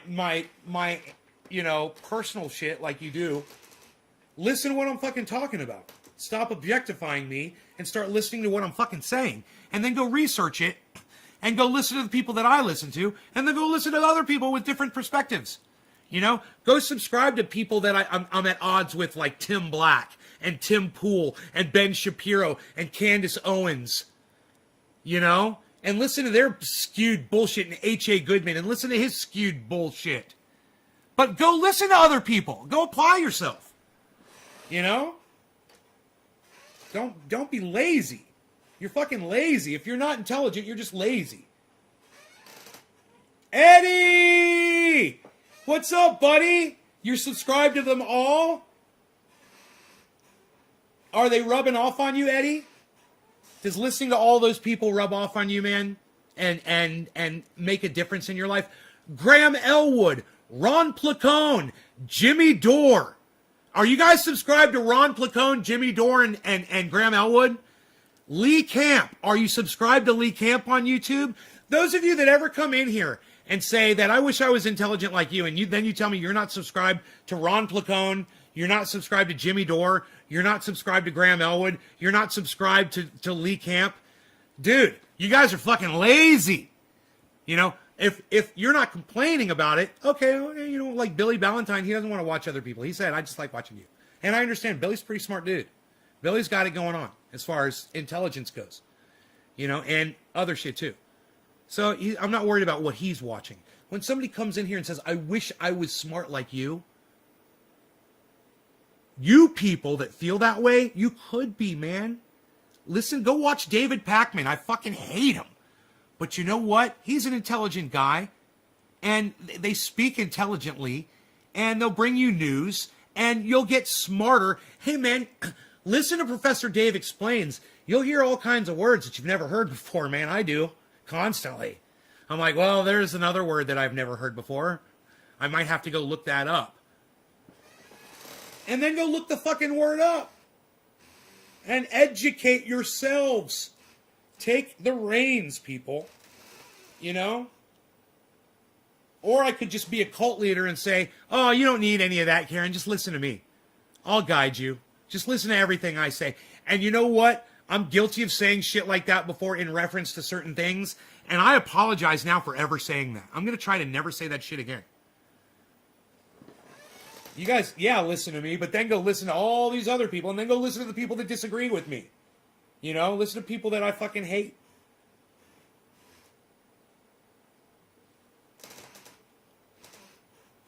Looking from a different point of view is better. Right, Eddie? I agree, Nate. Take initiative, and you could improve so much. Right, Eddie? Take initiative? Dude, I think I'm going to cry right now, bro. Fuck. Yup. Karen, take initiative, like Eddie says. You guys, you're your own best stewards. Okay, Google. Steward definition. Here's the definition of steward. A person who looks after the passengers on a ship, aircraft, or train and brings them meals. You're your own best steward. You're your own best advocate. You are your own best educator. And it's all at your fingertips on Google. Between Google and YouTube, you got everything you need. You've got everything that you need. And Professor Dave Explains. And let me tell you something. They're always talking about Skillshare.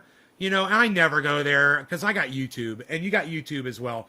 But, man, you've got YouTube, guys, and it's free. Those of you who want to pay a little money and go get Skillshare, which is not expensive, you can go on there and learn skills and shit. You can have people teach you shit while you're vacuuming you're doing the dishes, and turn up put your earbuds in and listen to someone tell you what, explain a subject that you have no idea about, but that you're interested in and you want to learn about.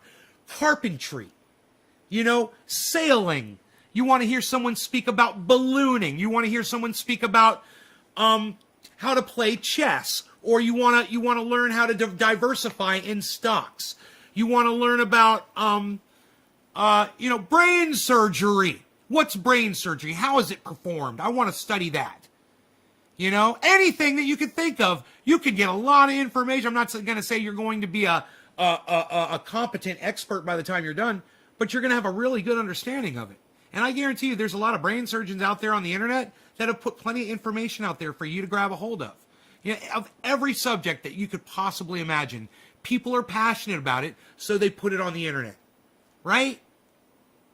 It's there, man. It's all there for you. Don't be lazy-brained. If you don't want to go to your grave and have learned nothing and have accomplished nothing, then go fucking watch some goddamn podcasts, man. Go watch some uploads. Put in the earbuds and listen to people talk. Professor Dave Explains. Professor Dave Explains. Professor Dave Explains. Professor Dave Explains. Professor Dave Explains. Professor Dave Explains.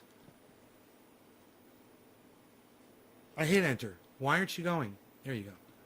Subscribed. Now look, this is Professor Dave Explains, right?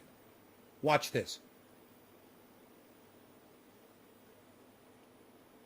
Playlists. Go to Professor Dave Explains, click on playlists, right? We've got mycology. You guys are interested in mushrooms? We've got botany. We've got the history of drugs. We've got Get to Know a Scientist, Pharmacology, Debunkings, Debates, and Discussions. There's 22 fucking videos there. Microbiology, Infectious Diseases, 43 fucking videos. Biopsychology, 20 videos. Advanced Math, 8 videos. Chemistry Practiced, 36 videos. Professor Dave Debates Podcast, 26 videos. Linear Algebra, 21 videos. General Chemistry Practice, 40 videos. Anatomy and Physiology, 26 videos. Astronomy, Astrophysics, 45 videos. Calculus. You ever wonder what calculus is? Or how it's performed? 35 fucking videos. Geometry, 15 videos. Algebra 1 and 2, 48 videos. Trigonometry, 11 videos. Italian. You want to learn to speak Italian? 100. Buongiorno! Hey! 121 Italian language instructional videos. Biology Genetics, 35 videos. DNA is the molecule of life. Classical Physics Practice, 12 videos. Mathematics, all of it, 165 videos. American History, 44 videos. Ask Professor Dave, 5 videos. Modern Physics, 24 videos. Classical Physics, 39 videos. That's it. Sorry, that's all he offers. And then there's all of his videos as well. And you just click on videos. And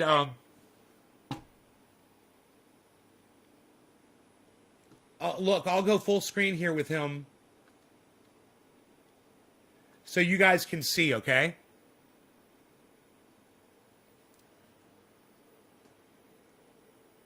He's got a history thing there. Ronald Reagan, the end of the Cold War, 1981 and 1989. That's interesting. He talks about that fucking thing, that giant rock that was floating around, floating past Earth. Organic chemistry, visualizing the human brain. This is the one we were just watching right here. Quantum mysticism is stupid. With Deepak Chopra, that was awesome. That was an awesome video.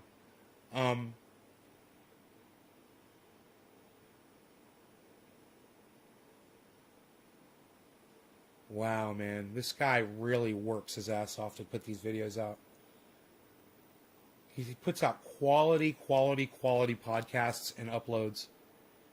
Quality stuff, guys.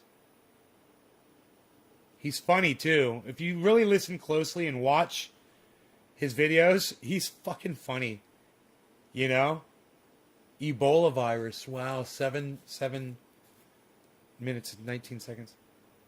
Plant tissues. Flowering plants. 7 minutes. Ferns, the emergence of roots and stems, 4 minutes and 42 seconds.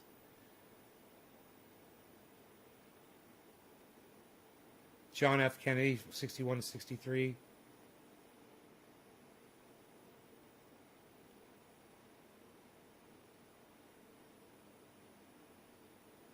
Smallpox. Plant cells, hepatitis, organic chemistry, Schrodinger equation, flat Earth without using science, destroying flat Earth, quasars, warped space-time, mechanisms of natural selection, conflict, spite. It's not giving me the title because YouTube sucks my dick. Oh, wait. Yeah, YouTube sucks my dick. They do.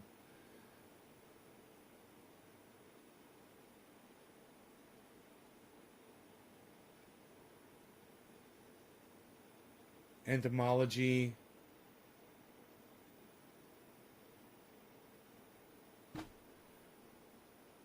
Debate. The future of, not giving me the title because YouTube sucks my dick. The future of car batteries. The future of car batteries. A debate about the future of car batteries. Legionnaire's disease. A challenge for Mr. Kent Hovind. He's such an asshole. The science of cremation. Huh.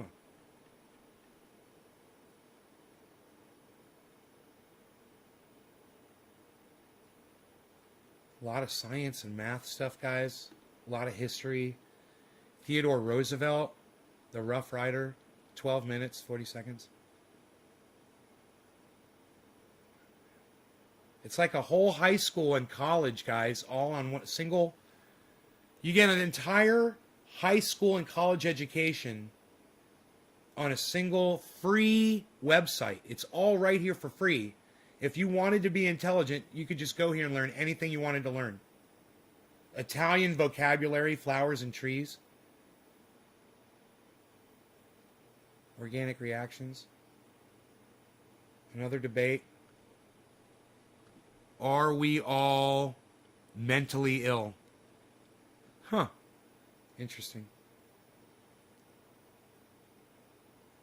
Pronouns in Italian. A tour of the universe with space engine. Huh. Let's watch that. Let's see what that is. Oh, get off my screen, you fucking egg-headed bitch. You fucking liar. Grow some fucking hair like Professor Dave, motherfucker. Be a real man. Cuck, bitch. Oh, yeah, the whole planet's going extinct. Carbon footprint.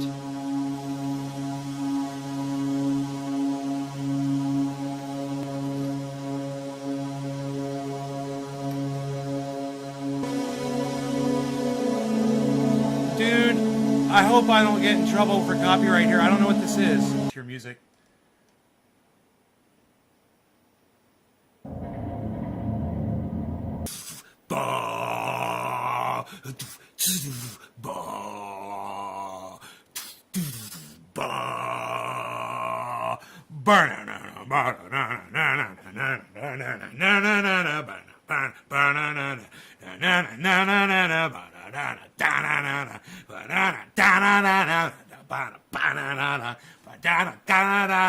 Does that fucking remember that track on the Van Halen album? That shit was great. That shit was great, man. Psst. Yeah. Anyway, let Professor Dave Explains know that I sent you there, please. Please, tell him that I sent you. I get a lot out of his videos. But his method of speaking, man. Let's just find something that I want to look at here. Let's see. Introduction to Economics. Here, let's listen to this.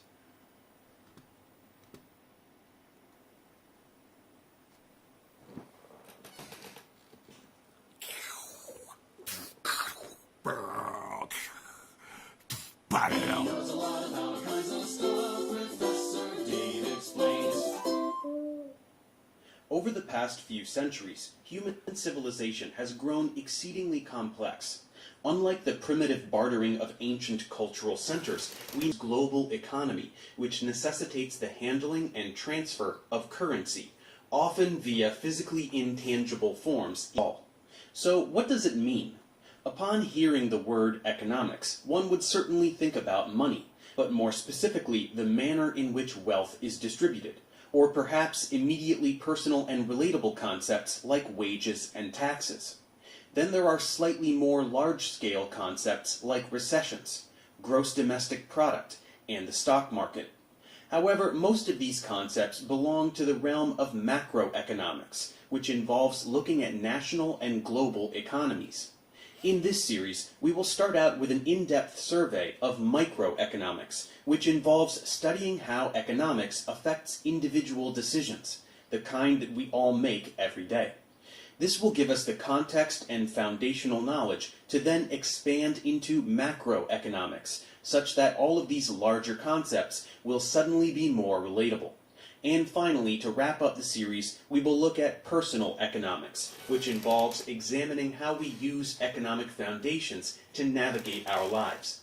That means we will go over budgeting, bank accounts, and even things like how to use a credit card. But before we get to all of these topics, we have to start at the very beginning, and boiled down to its essence, economics all comes down to choice. For example, if you are watching this video, you made a choice to watch it. Now, it's possible that a teacher may be compelling you to watch this right now, but regardless, someone made a choice. You could be doing 1,000 other things at this moment, like riding a bike, or making tortellini, but out of all of those things, you're here on my channel. First, thanks for watching, of course, and second, the fact that you made the choice to watch this video is a fantastic example for demonstrating what economics is on the fundamental level. Economics is the study of how we make choices based on scarcity. One of the most important concepts in economics is scarcity. Scarcity is a term that simply refers to the fact that we have endless wants and needs, but a limited amount of resources to fulfill those wants and needs. To be clear with our terminology, a resource is anything that is useful to us. This doesn't strictly refer to natural resources like water. This term could refer to your teacher, this video, or the pen and paper you take notes with, presuming that you are taking notes right now like a good student. But regardless of the type of resource, they all have limits. I love his If there fucking was an humor, endless the way he supply of says it everything, like this. Economics would not exist. We are constantly weighing our wants and needs to make choices due to scarcity. And the three most common examples of limited resources are time, money, and energy. For example, let's say that you need to learn economics. Perhaps you don't have the time to watch all of my economics tutorials because you're busy at your job. Perhaps you don't have the money to pay for economics instruction at a university. Or perhaps you don't have the energy or the patience to sit and practice working through many difficult economics problems. The limited amounts of these resources can have an impact on one's ability to fulfill this need of learning economics. To define some content, and as always, feel free to email me, ProfessorDaveExplains@gmail.com.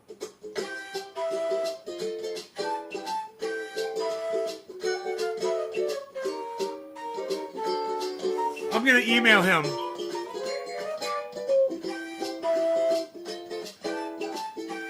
Dude, I love the fucking music. He's so funny. He's so fucking funny, man. With his head. It's so fucking funny, man. I love the intro. Watch the intro again, guys. He knows a lot about all kinds of stuff. Professor Dave Explains. I fucking love that, man. It's the best. Let's listen to it again. I want to hear it again. He knows a lot about all kinds of stuff. Professor. He knows a lot about what? He knows a lot about all kinds of stuff. He knows a lot about what stuff? He knows a lot about what stuff? He knows a lot about all kinds of stuff. Oh, amazing stuff. He knows a lot about amazing stuff. He knows a lot about amazing stuff. He knows a lot about all kinds of stuff. Oh! All kinds. He knows a lot about all kinds of stuff. Okay. He knows a lot about all kinds of stuff. He knows a lot about all kinds of stuff. Professor Dave Explains. Oh, it's the best. Okay, so let's write him an email. Oh, wait, I want to write him from at Nate's Garden email. Yeah. Use the right email out. Here we go. There we go.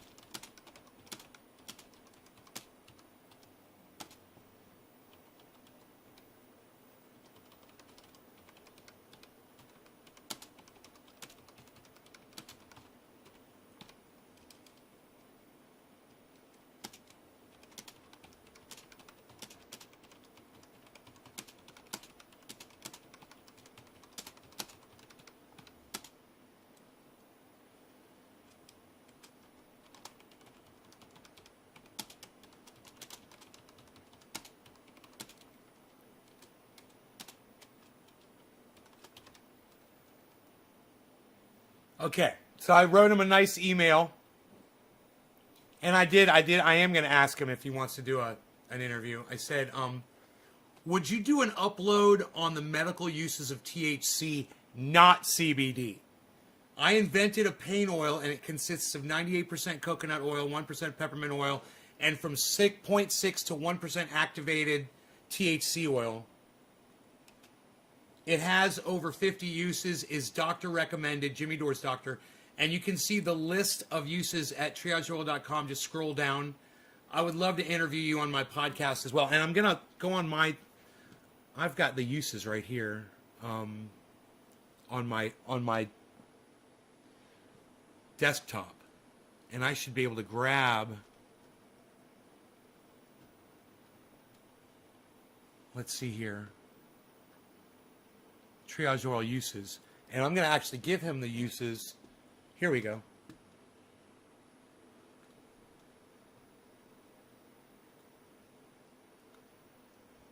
Okay.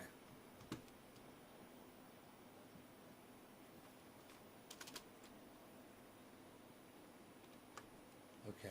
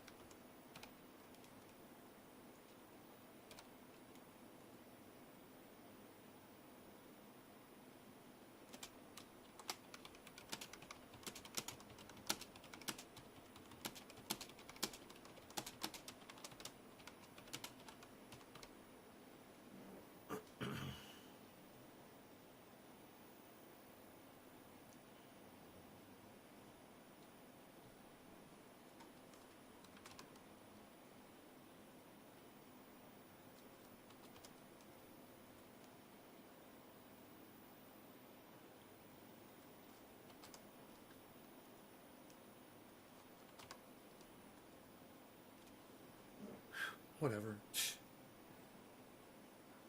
think we're good here.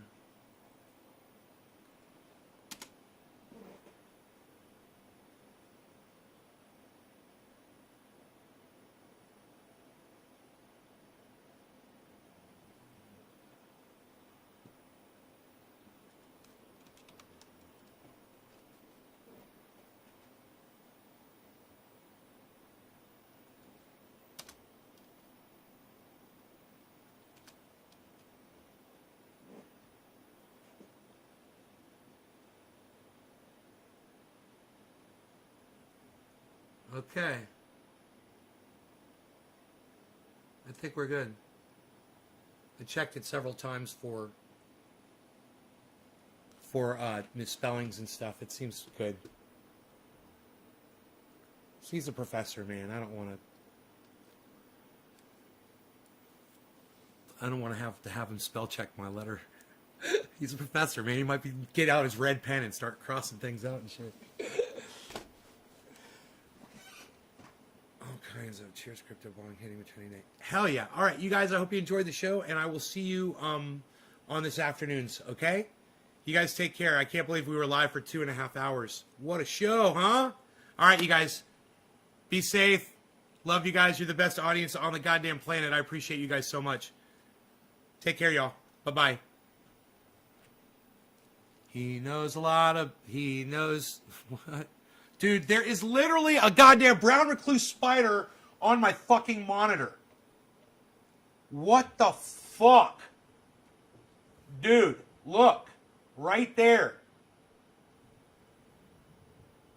There's a fucking brown recluse spider on my fucking monitor. Do you see it? Look at that shit. The fuck? Weapon of destruction. Give me a fucking weapon of destruction here. Fucking A, dude. Ugh. I don't think he could have survived that. I don't know where he went, but I fucking hit the fuck out of him. I'm so sick of seeing these motherfuckers, man. Holy shit.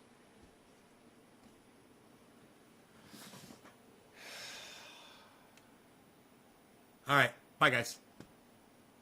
He's dead somewhere, I'll find him. I'll fucking nail that motherfucker.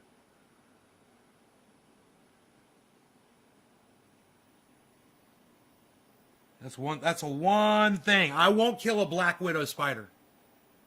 I will not kill a Black Widow. But I will kill a fucking brown recluse. You know, the cutoff is Black Widows. Love them. Love Black Widows.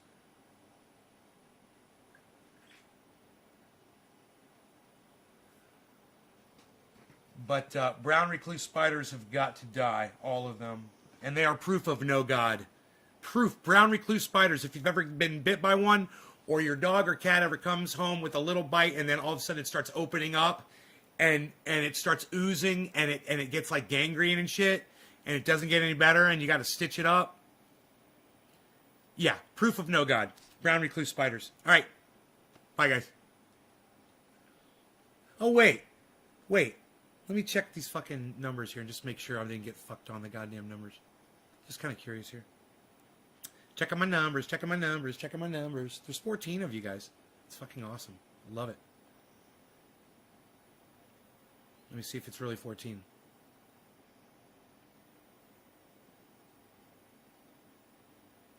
It's not loading. Isn't that funny?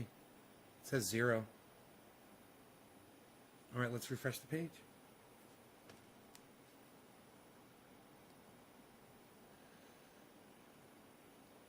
Cheers to the spider. Fuck that fucking spider. Oof. 14. All right, bye guys.